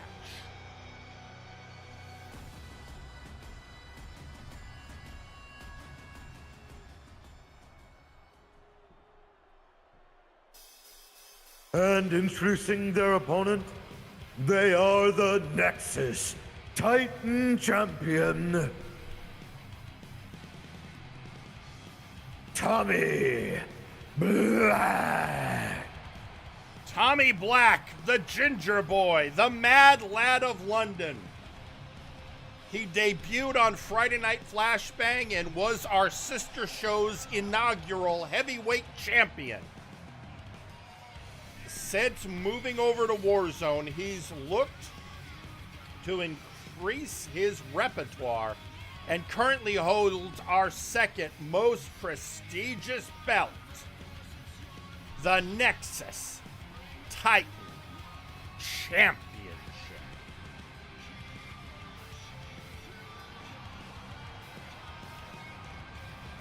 And after that previous victory against Johan, he is feeling supremely confident that he can get the job done in a hammer match.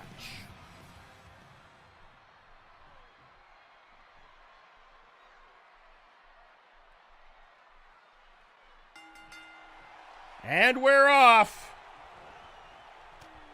And down goes Tommy initially. Now, I suppose some of you are wondering, what exactly is a hammer match? Well, it's basically a ladder match. But in the briefcase, over the ring, is Johan Mjoln's hammer. So the goal is to get the briefcase, get out the hammer, and hit your opponent with it, preferably by throwing it. That is a hammer match.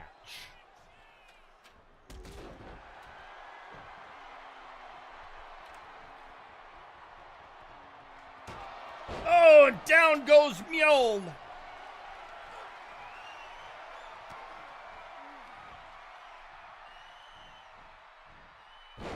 Oh, and a sidewalk sleep.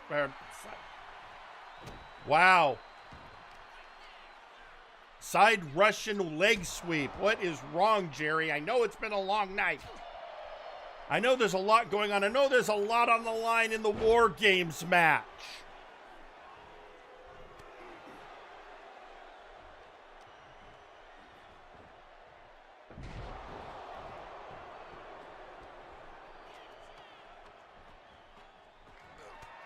Oh, getting him in the back, but going for that briefcase, but the ladder fell.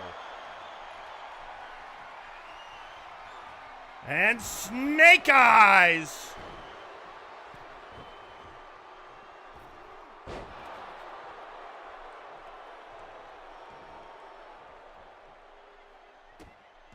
And Tommy pushing Johan off.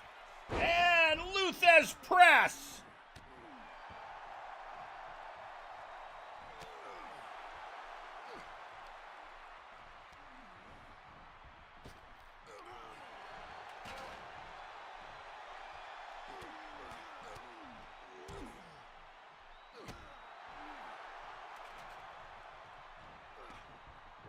And Johan ducking that chop. But not that neck breaker.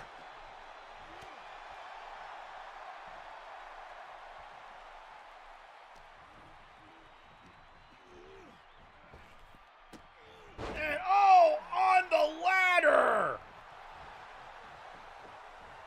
And you can see Black is getting revved up.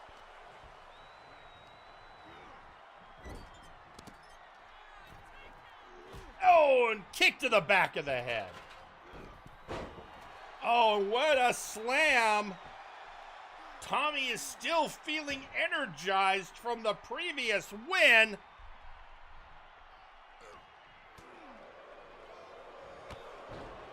And Johan bringing him down again and again. Another Luthez press.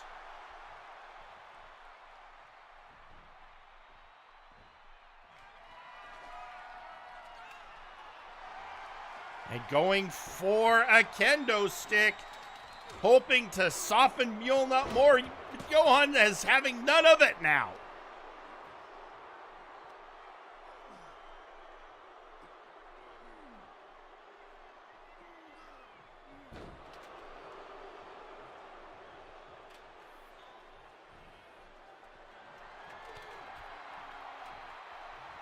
And Johan comes back from that blow, hoisting the Ginger Boy up and hanging him out to dry.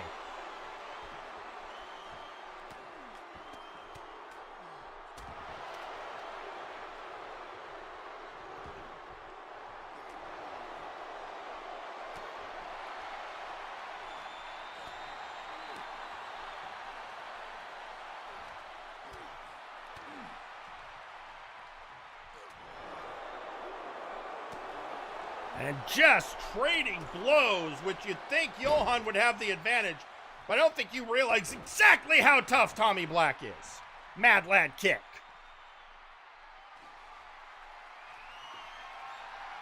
And now he's got a chair. And again, oh, taking him down with a Luthez press.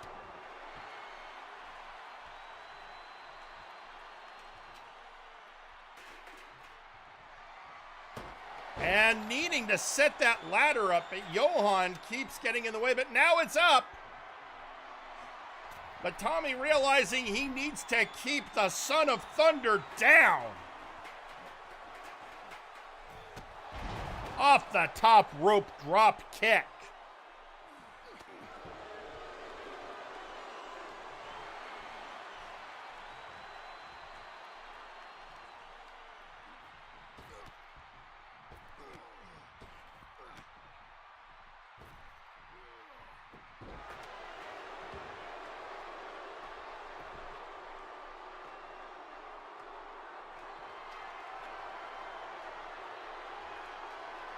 And now Johan working to get the briefcase so he can get the hammer so he can win this match and restore his honor.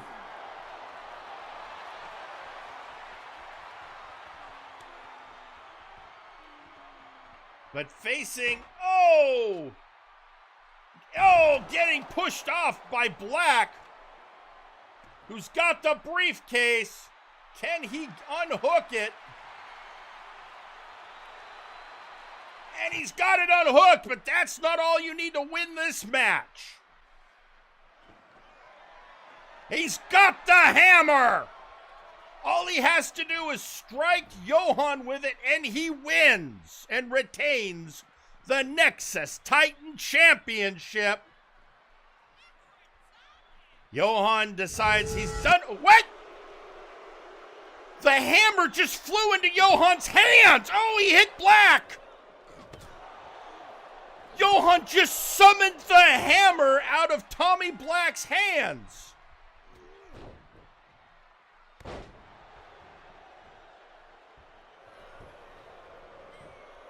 And now he's got him in a pin situation.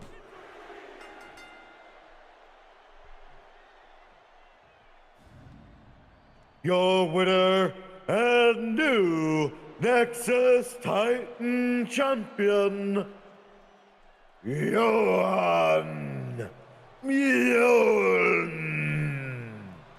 The pin wasn't even necessary. The hammer strike won him the match. Johan just did it to add insult to injury.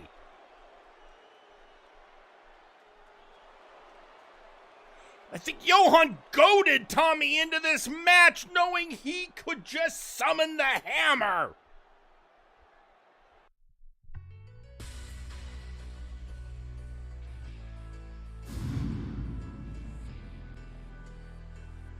Well, this has been quite the night, and that is our third belt that has changed hands this evening.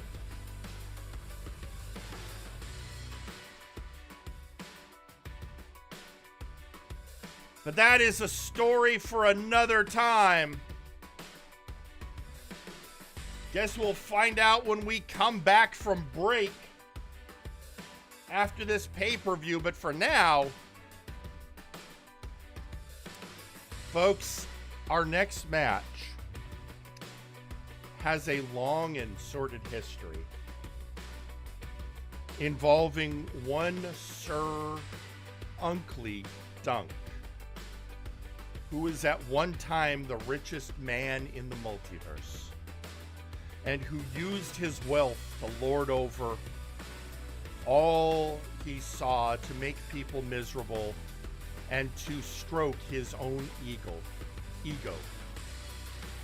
But he was laid low at Multivania when TJ the Mint Gable won the Multiversal Heavyweight Championship from him, and as part of the stipulation was stripped of his fortune and has been largely living in a dumpster since then. but has been offered a shot at redemption by the storyteller in a Face Your Fears match. And as he learned last week, that match is against actual wrestling Satan, Lucius Constantine. Folks, before we head to the match, we are now going to hear from the man at the center of all this. I give you all Sir Uncle Dunk. Lucius Constantine. Of all the people in this company, it had to be Lucius Constantine. You know, I'd figured I'd be meeting the devil eventually, but I didn't think it would be quite so literal. If this was pre-poverty me, I would have been planning on how to avoid this, set myself up with as many advantages as possible, or just find an excuse to cancel the match. But after everything I went through after Multivania, I think I'm ready. Of course, I've had my hardships, but after the holidays, I actually experienced some oddly happy moments. My time at the soup kitchen, Aldini helping me with my job, all things to help me get back on track. All from people that about 4 months ago I was trying to push into the dirt for my own benefit. So you know what? I'm not running. Lucius can hit me with everything he can think of, because after this match, I'm going to be the man I should have stayed as. Of course, I'll still try to get out of poverty, but my wealth will no longer go towards the torment and pain of others. Now then, time to give the devil what he's owed. And honestly, that just sums it up. I guess there's nothing else to say. But let's see what fate awaits Sir Uncle Dunk. Let's head to ringside.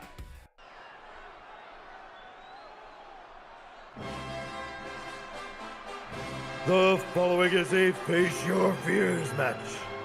Introducing first, guest referee, Sir McCheese.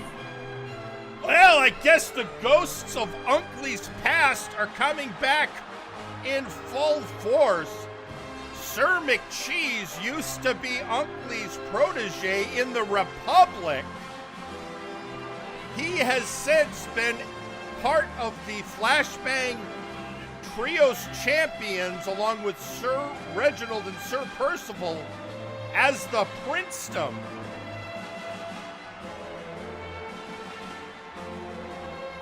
And now he is coming to,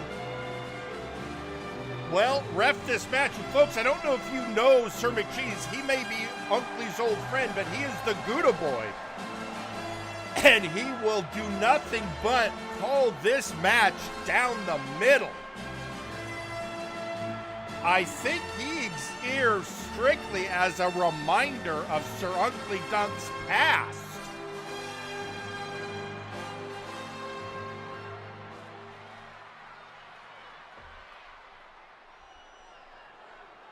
Introducing first, Sir Uncle Dunk. Folks, there's nothing wrong with your sound. Sir Uncle Dunk can't afford music. Yeah, he's like I helped him out. I helped him get a job as a greeter at Walmart. I had to call in a favor with a member of House Caliban to do it, but you know, it was worth it. Because part of the stipulations after losing Multivania, Sir Uncle Dunk still has to wrestle, but the money is going to make reparations to people. He's not actually collecting a paycheck from MNW right now.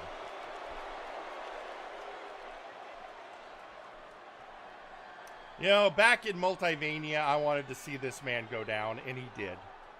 And now I feel bad, which I didn't expect. And introducing their opponent,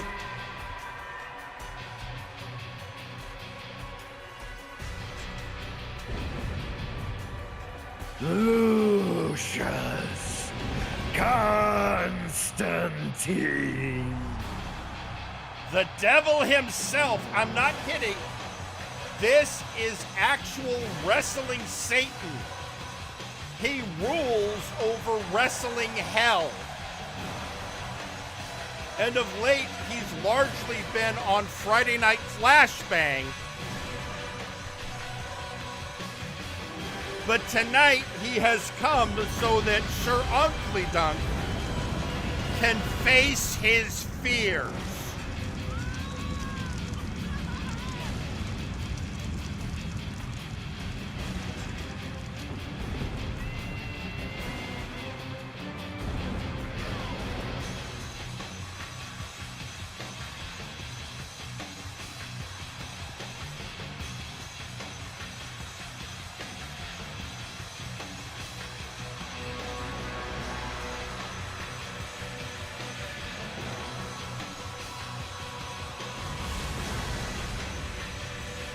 And it is time for Uncle's sins to come to roost.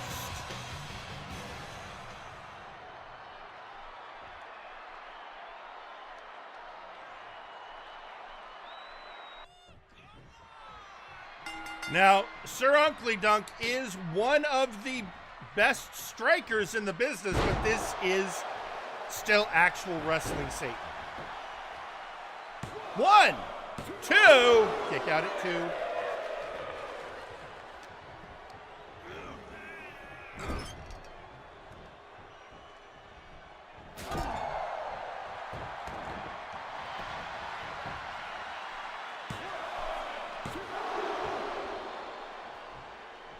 And Uncle is down. Oh, he throws Lucius over the top rope.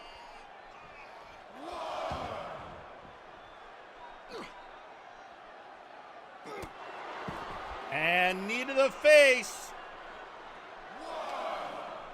And we've got a 1 count. Neck breaker.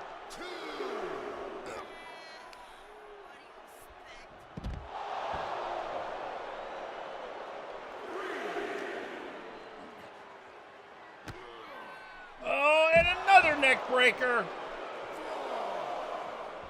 Up to 4, getting back in the ring, followed by Lucius. Whipped into the ropes.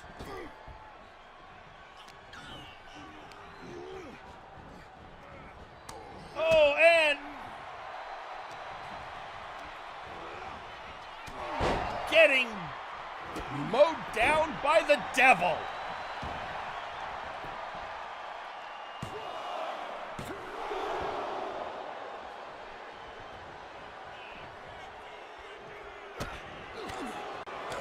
Uncle coming back again, showing his striking skills. I've seen wrestlers hook a other wrestler's leg. I've never seen one hook a horn before, but I guess in this case it makes sense.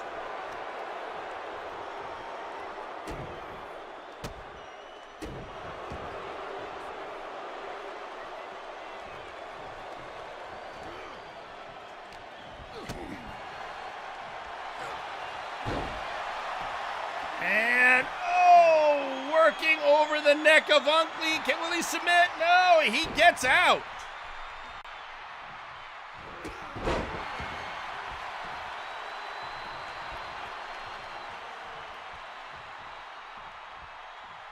Sir Uncle Dunk tries to get back up to a vertical. Oh! And he got the horns.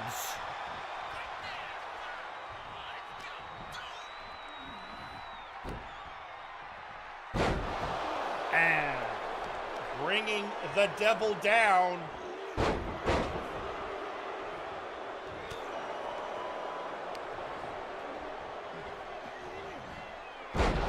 Running bulldog.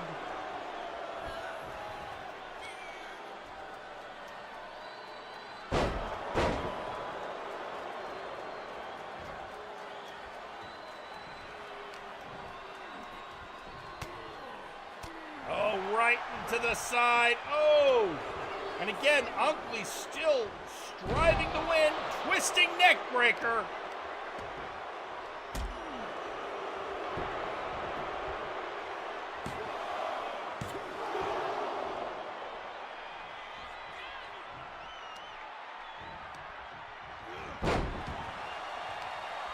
And Unkley hits the mat hard. And just tossed.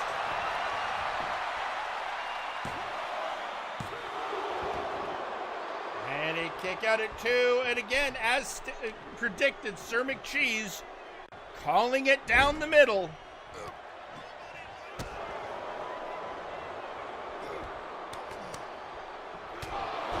And Unkley bringing his striking skills to bear. And another kick out by Lucius Constantine.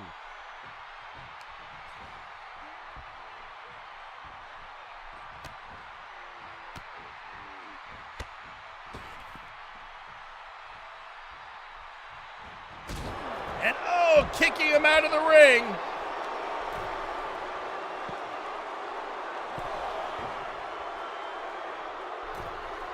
And Unkley going up top. All the way from uptown. Unkley doing a little dance.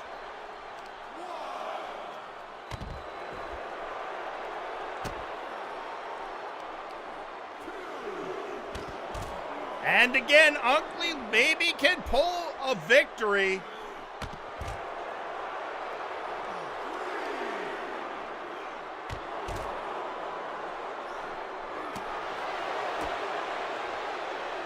He's playing a little true to form with these attacks on the outside, but he hasn't blatantly broken the rules yet.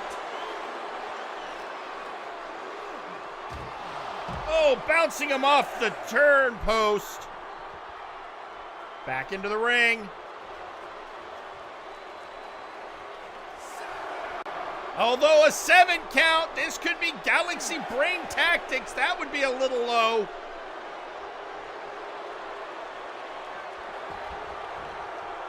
At a 9 count, the Devil returns. Devil Trigger!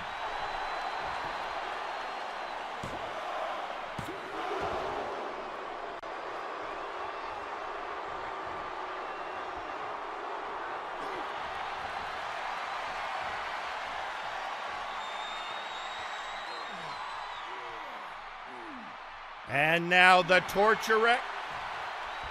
Unkley doesn't tap and pulls down an arm drag on Lucius. Oh, now Unkley has been busted open.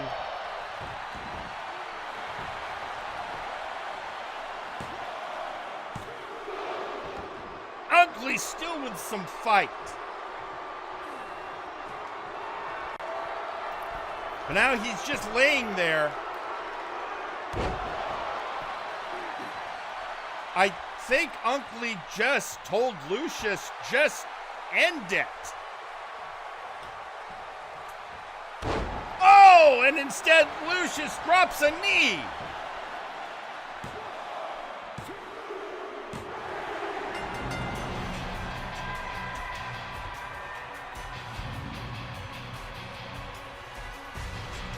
And your winner, Lucius Constantine. Well, Unkley faced his fears, and the fears won. I guess we will have to wait until our next regularly scheduled MNW Warzone to know what Unkley's fate is now that he lost the Face Your Fears match to the Devil himself.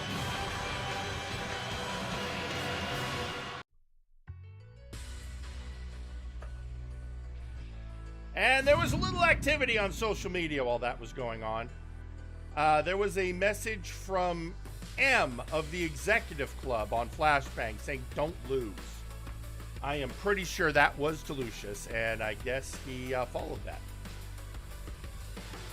And then there was another message from Michael Macabre of Doom saying, "I could be wrong, and I admit if I am, but I believe the last Face Your Fear match was between me and Lucius at Vania. Don't worry, Jerry. I'm simply a spectator." That's good to know. And you might be right. Vania was a crazy night. And there was a lot going on, but I think you might be right. All right. Well, Multiverse.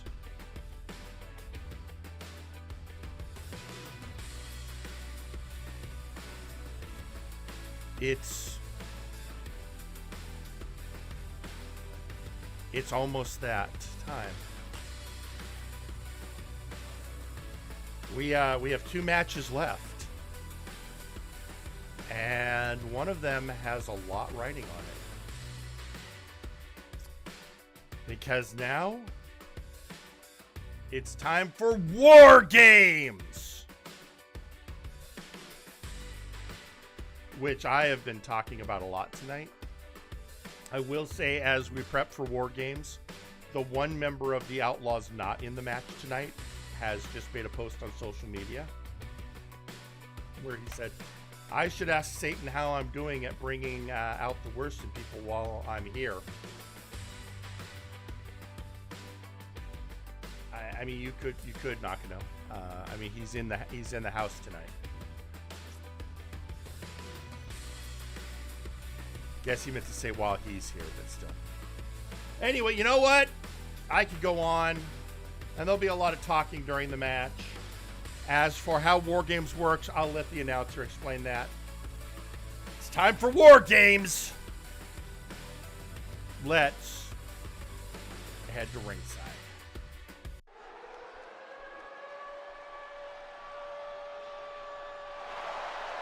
It's time for War Games! 2 teams will be contained in separate cages, with 1 member of each team starting the match. At regular intervals, alternating members from each team will be released to enter the match. The team with the advantage will be the first to have a member released into the match. Once all competitors have entered, War Games officially begins. The match can be won by pinfall or submission. Exiting the cage will result in a forfeit.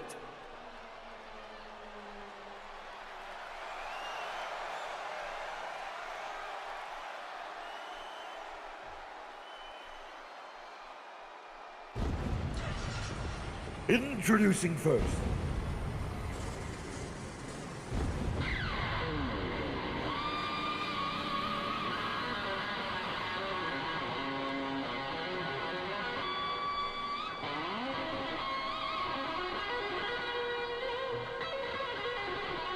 the Blue Hood. The Blue Hood. This will be the only time tonight a Hero Time member comes out first because the Outlaws won advantage. The Blue Hood made this challenge and put up a heavy price to entice Theron Markov.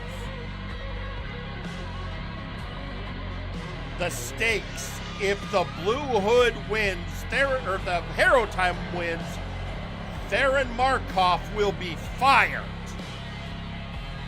If the Outlaws and Dirty Deeds win, Blue Hood relinquishes his wish to Markov.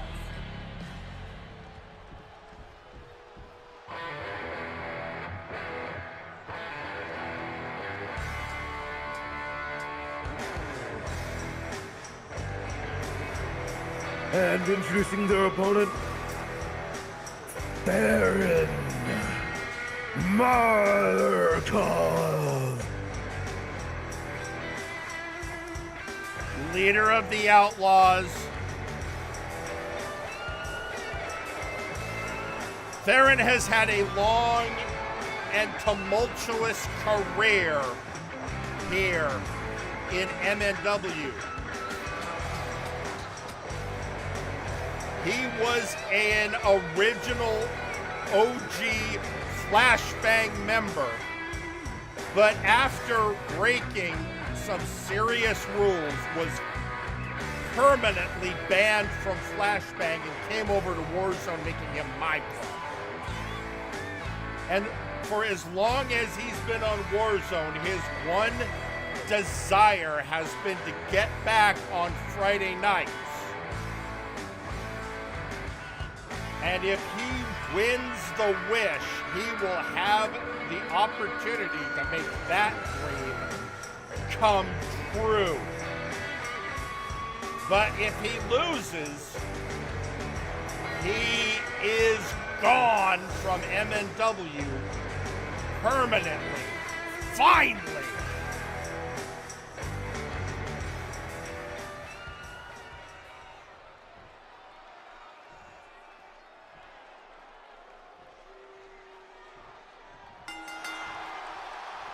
And we're off, and here comes the Hood coming out strong on Markov.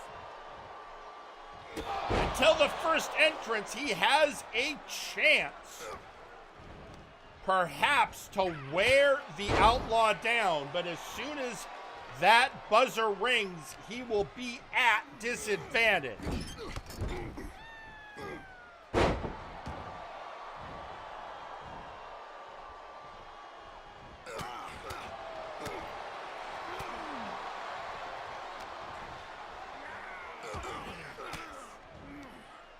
These two, and the personal animosity between Theron Markov and the Blue Hood cannot be understated.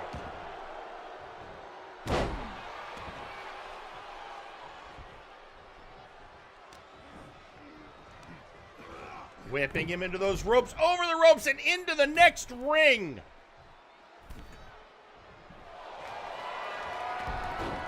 And bringing the Hood down.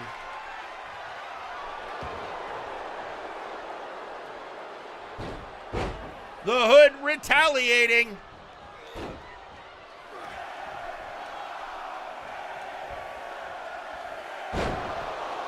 And we're coming in. Who will be next? I think I have a guess, but we'll see. That's what I thought.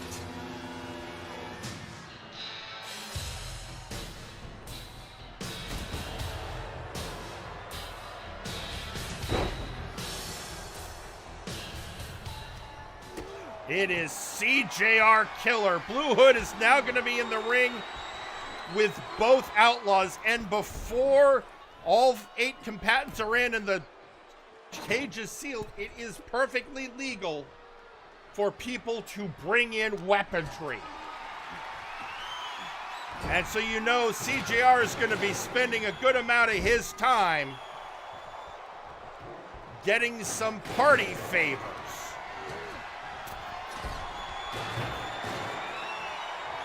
And now it is the Hood alone against the Outlaws. All right, slamming down Markov, but he's got to deal with CJR Killer. Cash, job, repeat.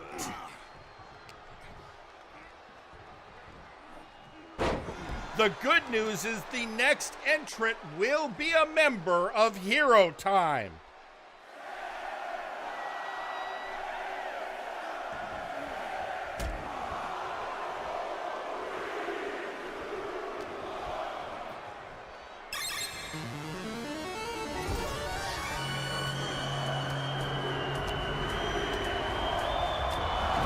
And here comes Power Surge!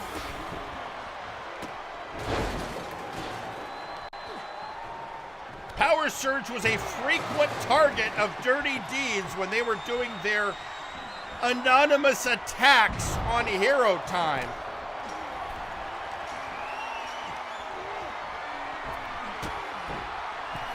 And he has proven himself more than capable. Oh no.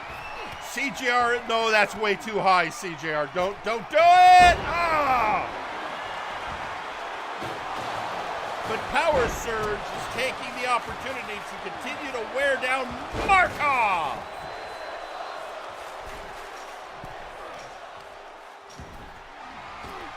And again, oh, Markov out of the way.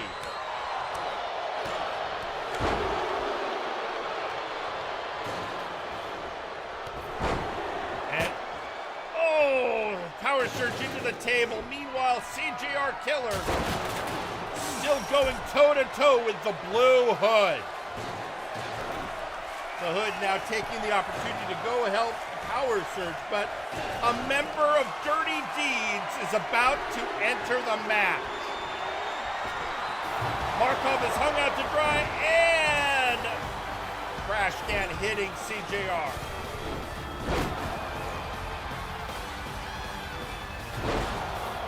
Oh no, it's Red Star Roman, who was the mysterious man in black attacking Hero Time. And not bothering getting more weapons, just coming straight in for the attack.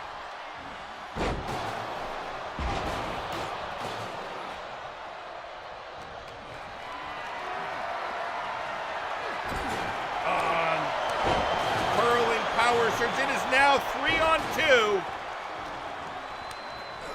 This is what Dirty Deeds and the Outlaws received by winning advantage at the Go Home show.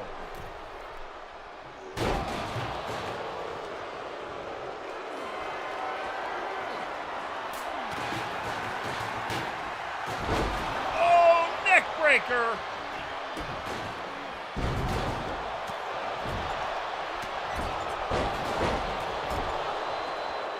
And Roman elbows into the Blue Hood's hood.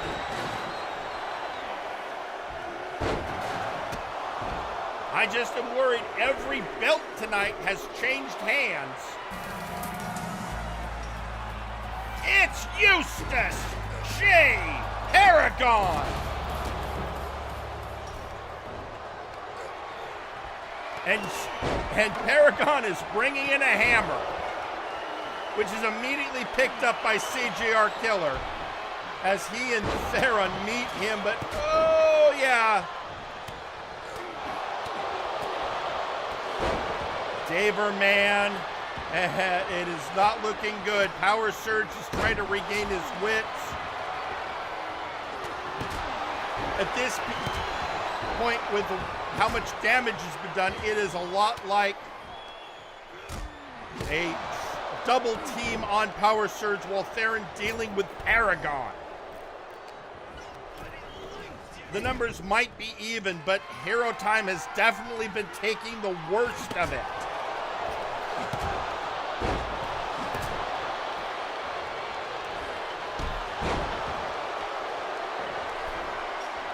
Hoisting him up, and oh, Power Surge hung out to dry. Neck breaker on Paragon.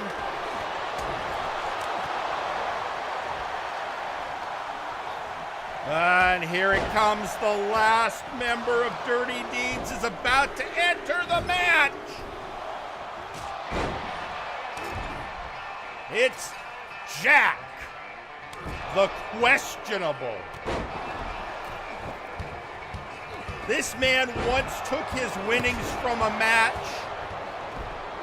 and bought gold boots. Fortunately, I believe they were, he lost them to a certain Damian Anderson. And Jack is taking the time. He's decided the best use of his time is to load up the ring with more party favors.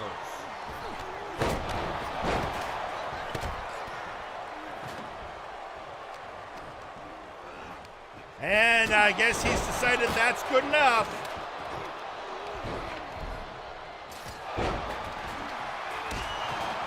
Oh, and I think he tried to hit Power Surge with that table. Now he's going to work on Blue Hood while CJR avails himself of the new hammer. Or no, I think that was a kendo stick.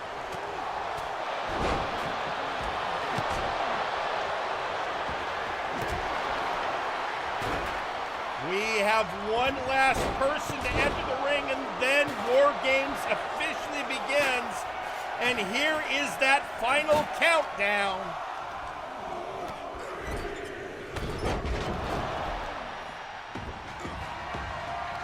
And here he comes, the Toa, Leon Arcaster. And the biomechanical member of Hero Time is bringing a stop sign. I think he's thinking, well, why don't we even the odds? And there goes the table, poor power surge.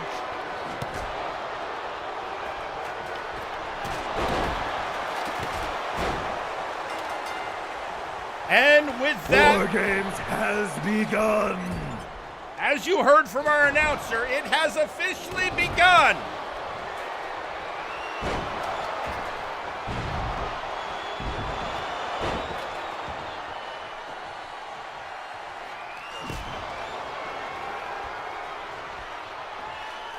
And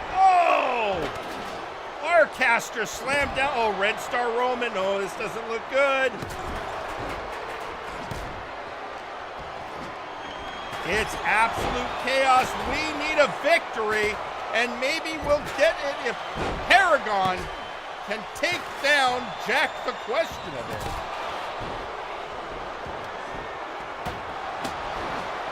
What we need is a pin. The Outlaws are fighting to save Theron's job and gain Blue Hood's wish. The Hero Time team is wanting to protect the wish and finally put the nail in the coffin of Theron Markov's career.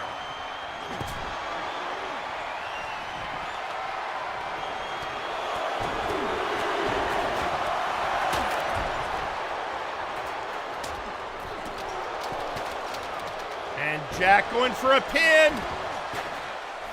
Paragon survives.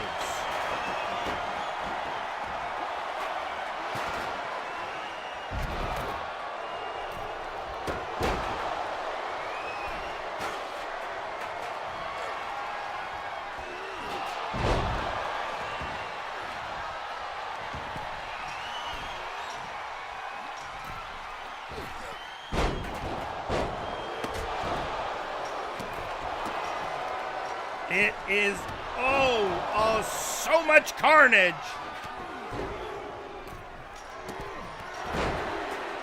Roman is looking to get, somebody got bloodied. He's going on the pin on Power Surge. Kick out at 2.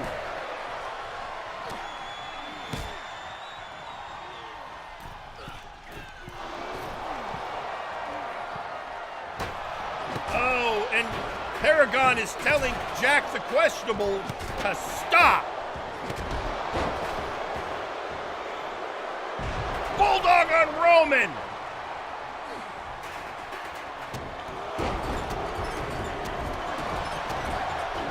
An Otaku knee. Theron is setting up to pistol whip Power Surge.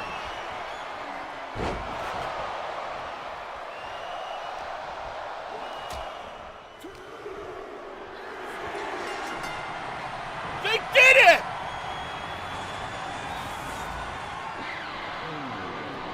And your winners, it's Hero Time! I can't believe this day has come. I finally get to say the words I've wanted to say for so long. Theron, you're fired! Get your gear, go to the pay window, collect your last paycheck, and get out of my arena.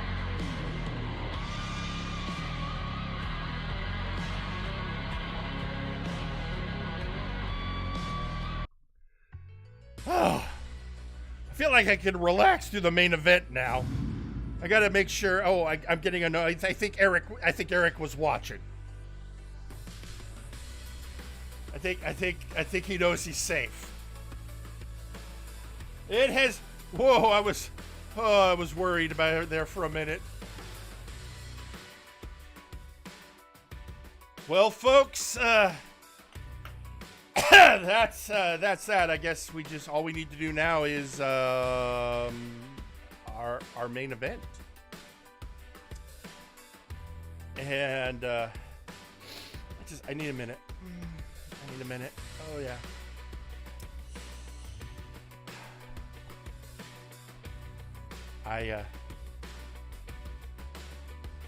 I was so concerned when this deal was made, and now it's over, and I can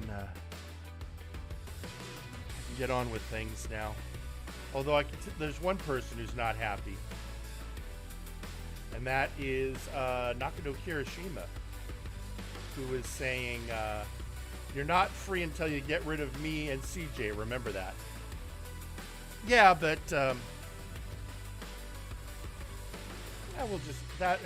we'll deal with that next time. Oh, there's a mysterious message coming from the Doom Sayer, the bot, Dr. Grimm's bot that talks to us sometimes, saying, "Theron, now you don't have the chains of an MNW contract around your neck. There's a job for you. Leave no witnesses." God damn it.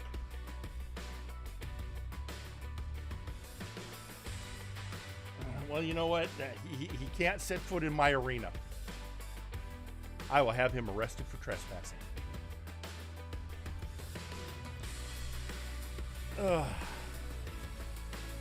Oh, hang on.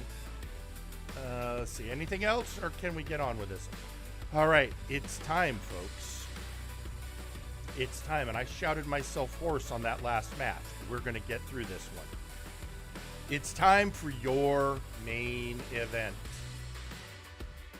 The ICC versus the Absolute Units. One more time. Earlier tonight, the Absolute Units lost the tag championship to the Night's Watch. But now, TJ the Mint Gable faces off against Nice Ice for the Multiversal Heavyweight Championship. And there's nothing else to say except we have a little bit of a promo package before we get there. So, folks, enjoy this.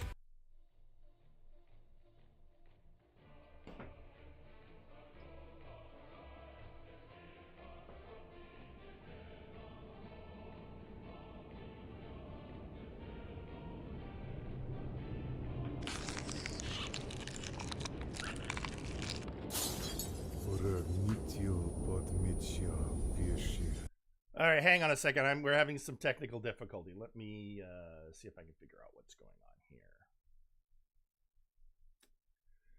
That looks correct.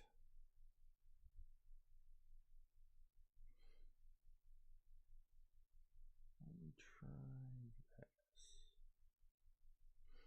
this. Hang on a second. Folks, we're having some technical difficulties, but I think it'll just take us a second. So just hang on. Let's see.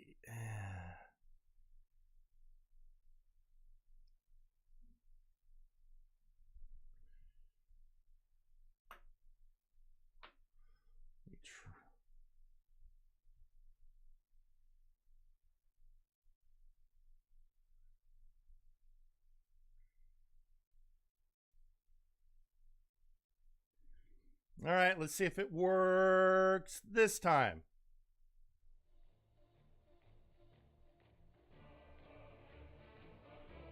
Huh.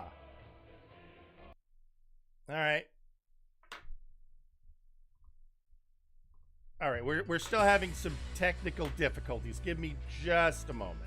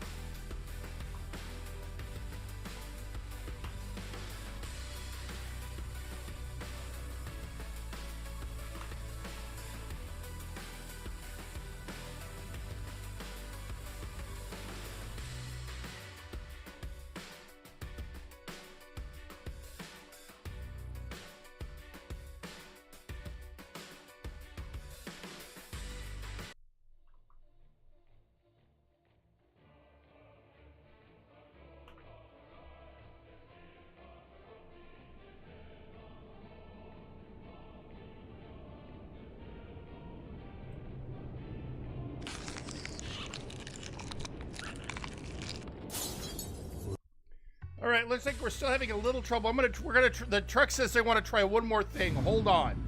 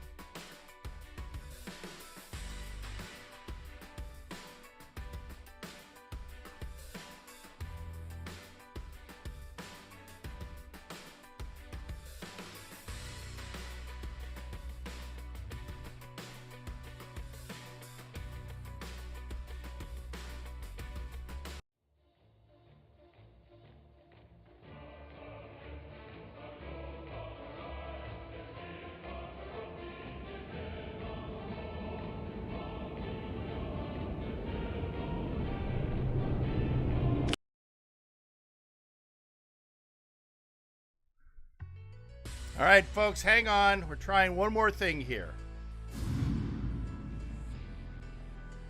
I got it. Where the truck is telling me they're double checking on some things.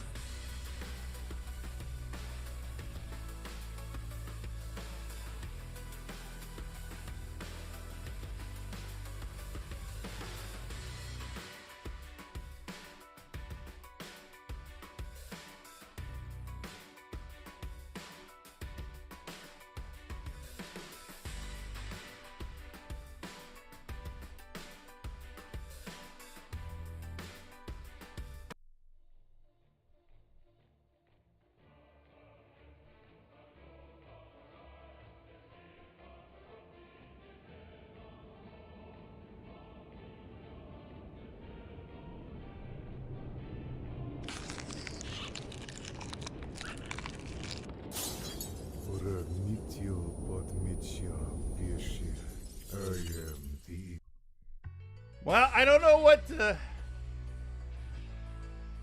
All right, well, I think we'll just let it play audio only. I'm sorry, folks. I don't know why it's not playing. Let's do this.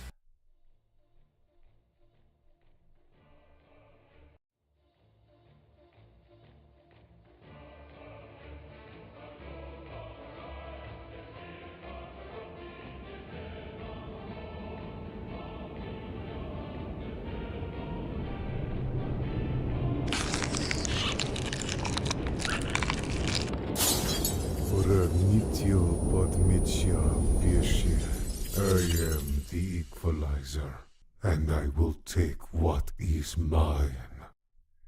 All right, folks. Well, with that, let's. I think we've got to get on with the show. So, with that, it's time for your main event. Let's do this.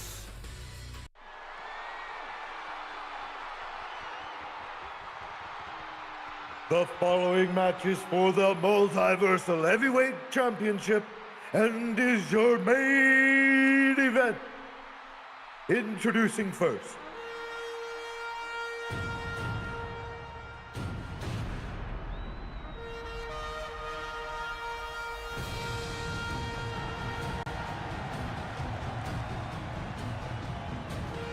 Nice. Nice.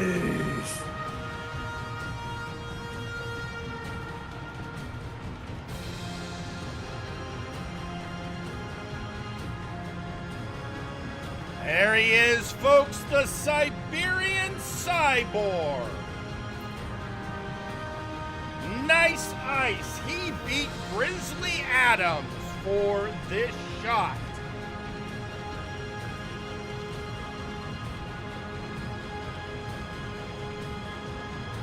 And he is going after the belt that has eluded him for so long, the Multiversal Heavyweight Championship.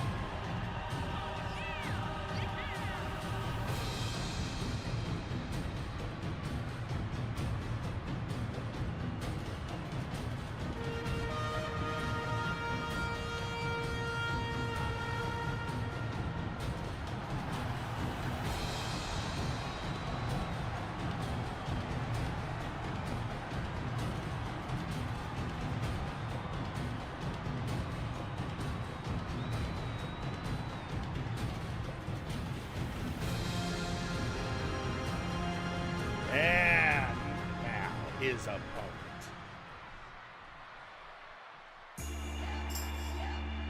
And introducing their opponent, they are the Multiverse Heavyweight Champion, TJ the Mint Gable.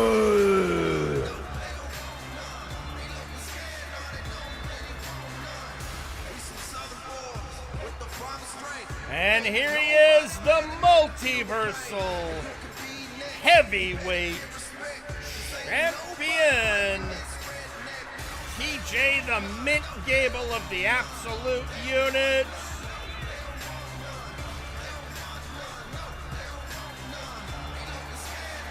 He won the belt from Sir Unkley Dunk at Multivania. And now he is striving to be the one champion who retains at Millennium Dragon.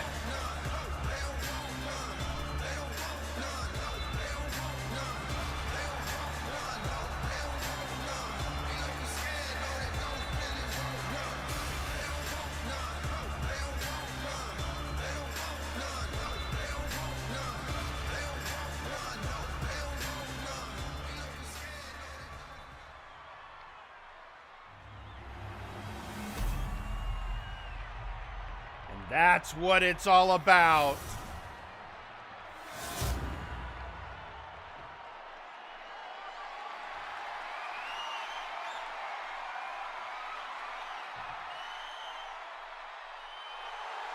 Nice Ice looking for that opportunity, claiming that everyone else is equal underneath the International Combat Club.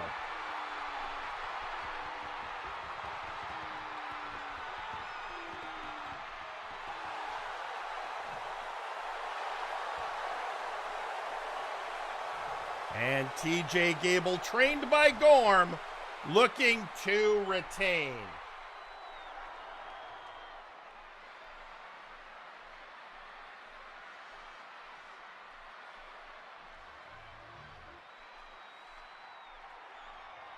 And now we have finished the ceremony of the belt.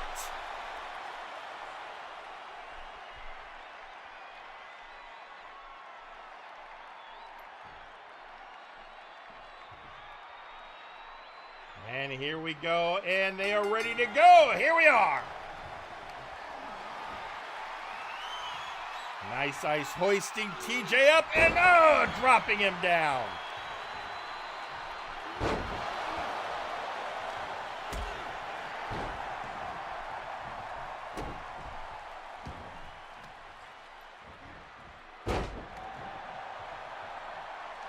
You have the Siberian Cyborg, a powerful wrestler, TJ Gable with his boxing background.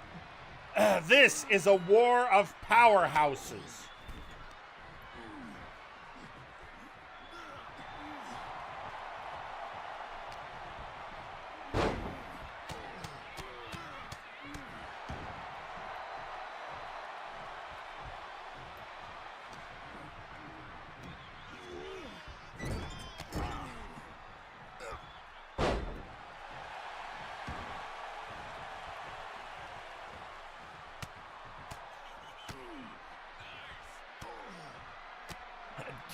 Gable raining blows on Nice Ice.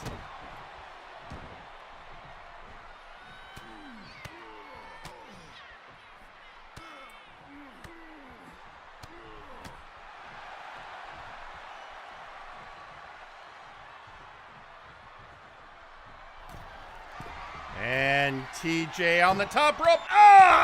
Trying for a hammer strike. Faked out by Nice Ice. And the Spanish announce table is nervous. Against that hard ring.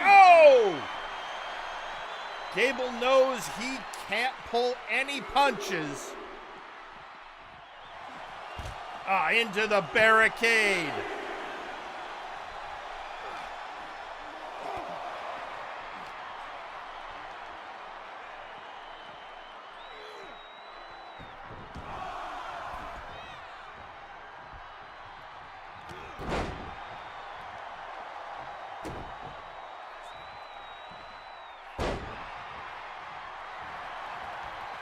Gable going for the pin.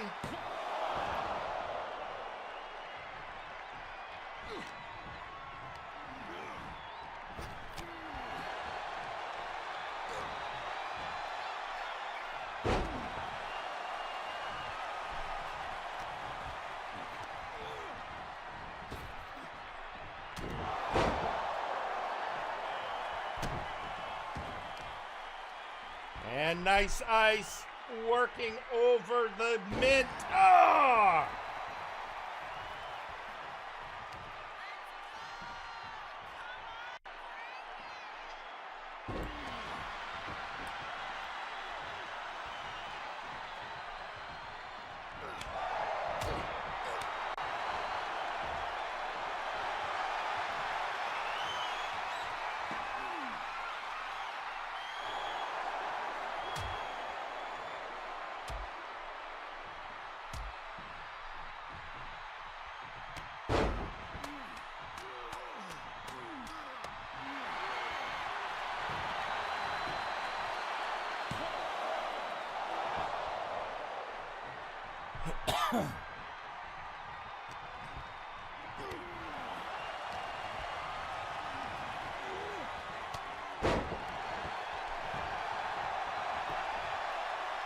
One. Kick out at one. Ah. Gable not ready to give up on his opportunity yet.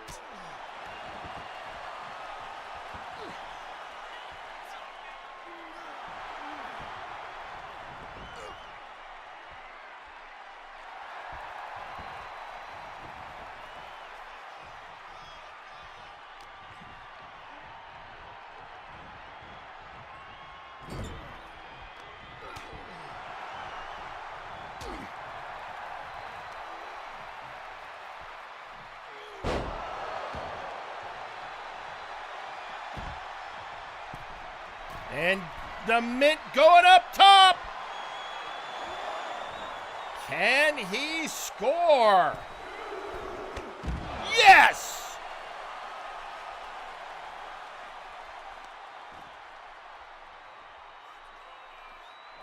And getting him with that gut-wrench suplex.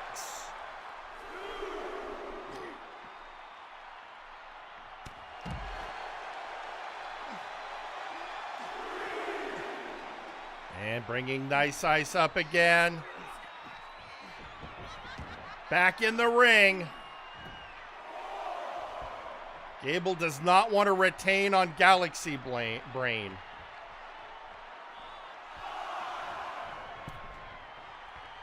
Stalking the ring. Oh, still taken down by Nice Ice.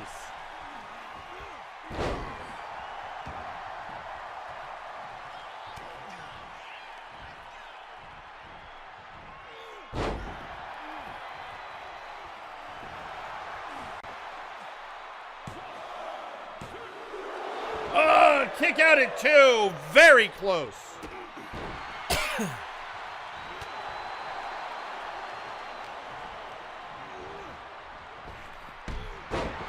Oh, and down goes Gable again. Nice Ice is measuring his foe.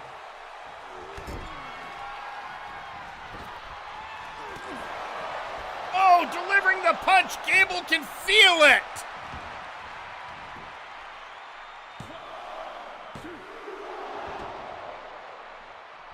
Gable getting up. Nice Ice. Oh, with the kick and the punch.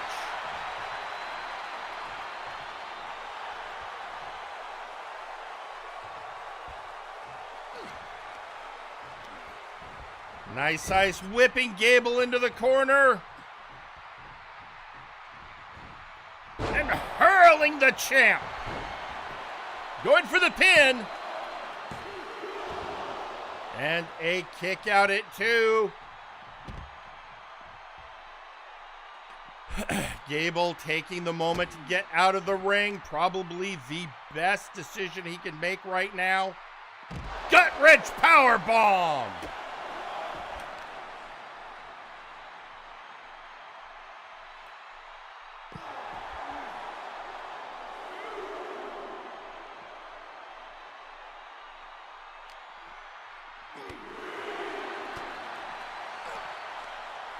And, oh, getting him into that. Oh, hammering him down.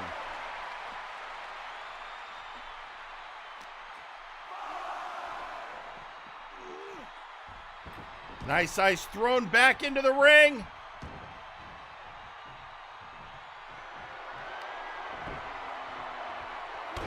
Oh, the cyborg is busted open.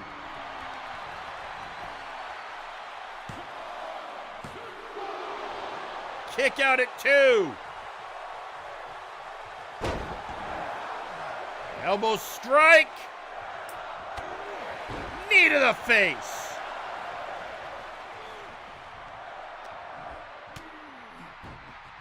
Nice ice brought to his knees. Is this going to be Gable's moment?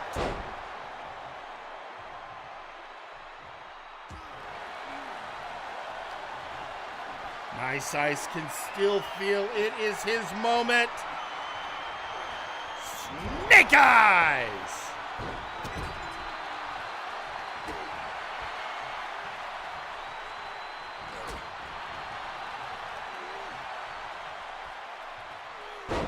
The Blue Hood is cashing in his wish! Big bank! The hell?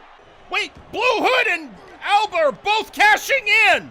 El Albatross, the mega money in the big bank, Blue Hood, his wish! 1, 2, 3!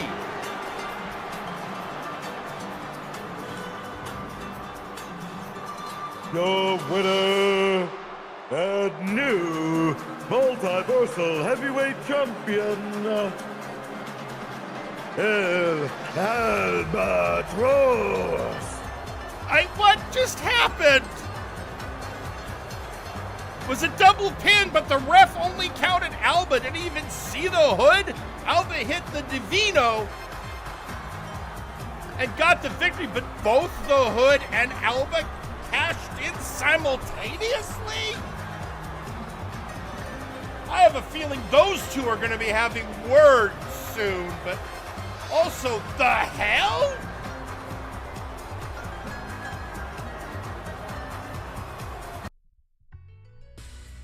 Multiverse?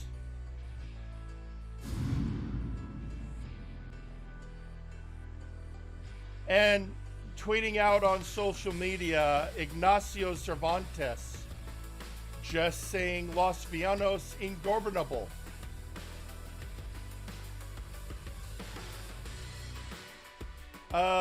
Yeah.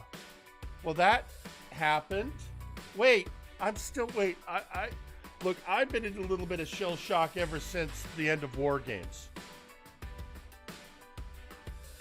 So, Blue Hood retained the wish, then immediately cashed it in after going through a grueling match against his enemies. But at the same time, El Albatross cashed in his briefcase.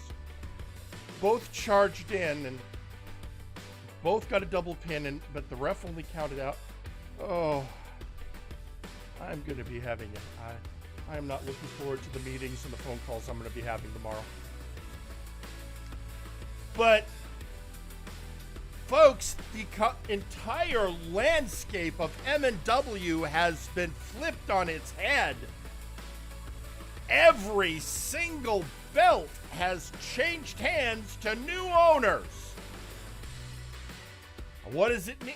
It's going to be great, folks. I got to figure out what's going on, but in the meantime, we are out of time.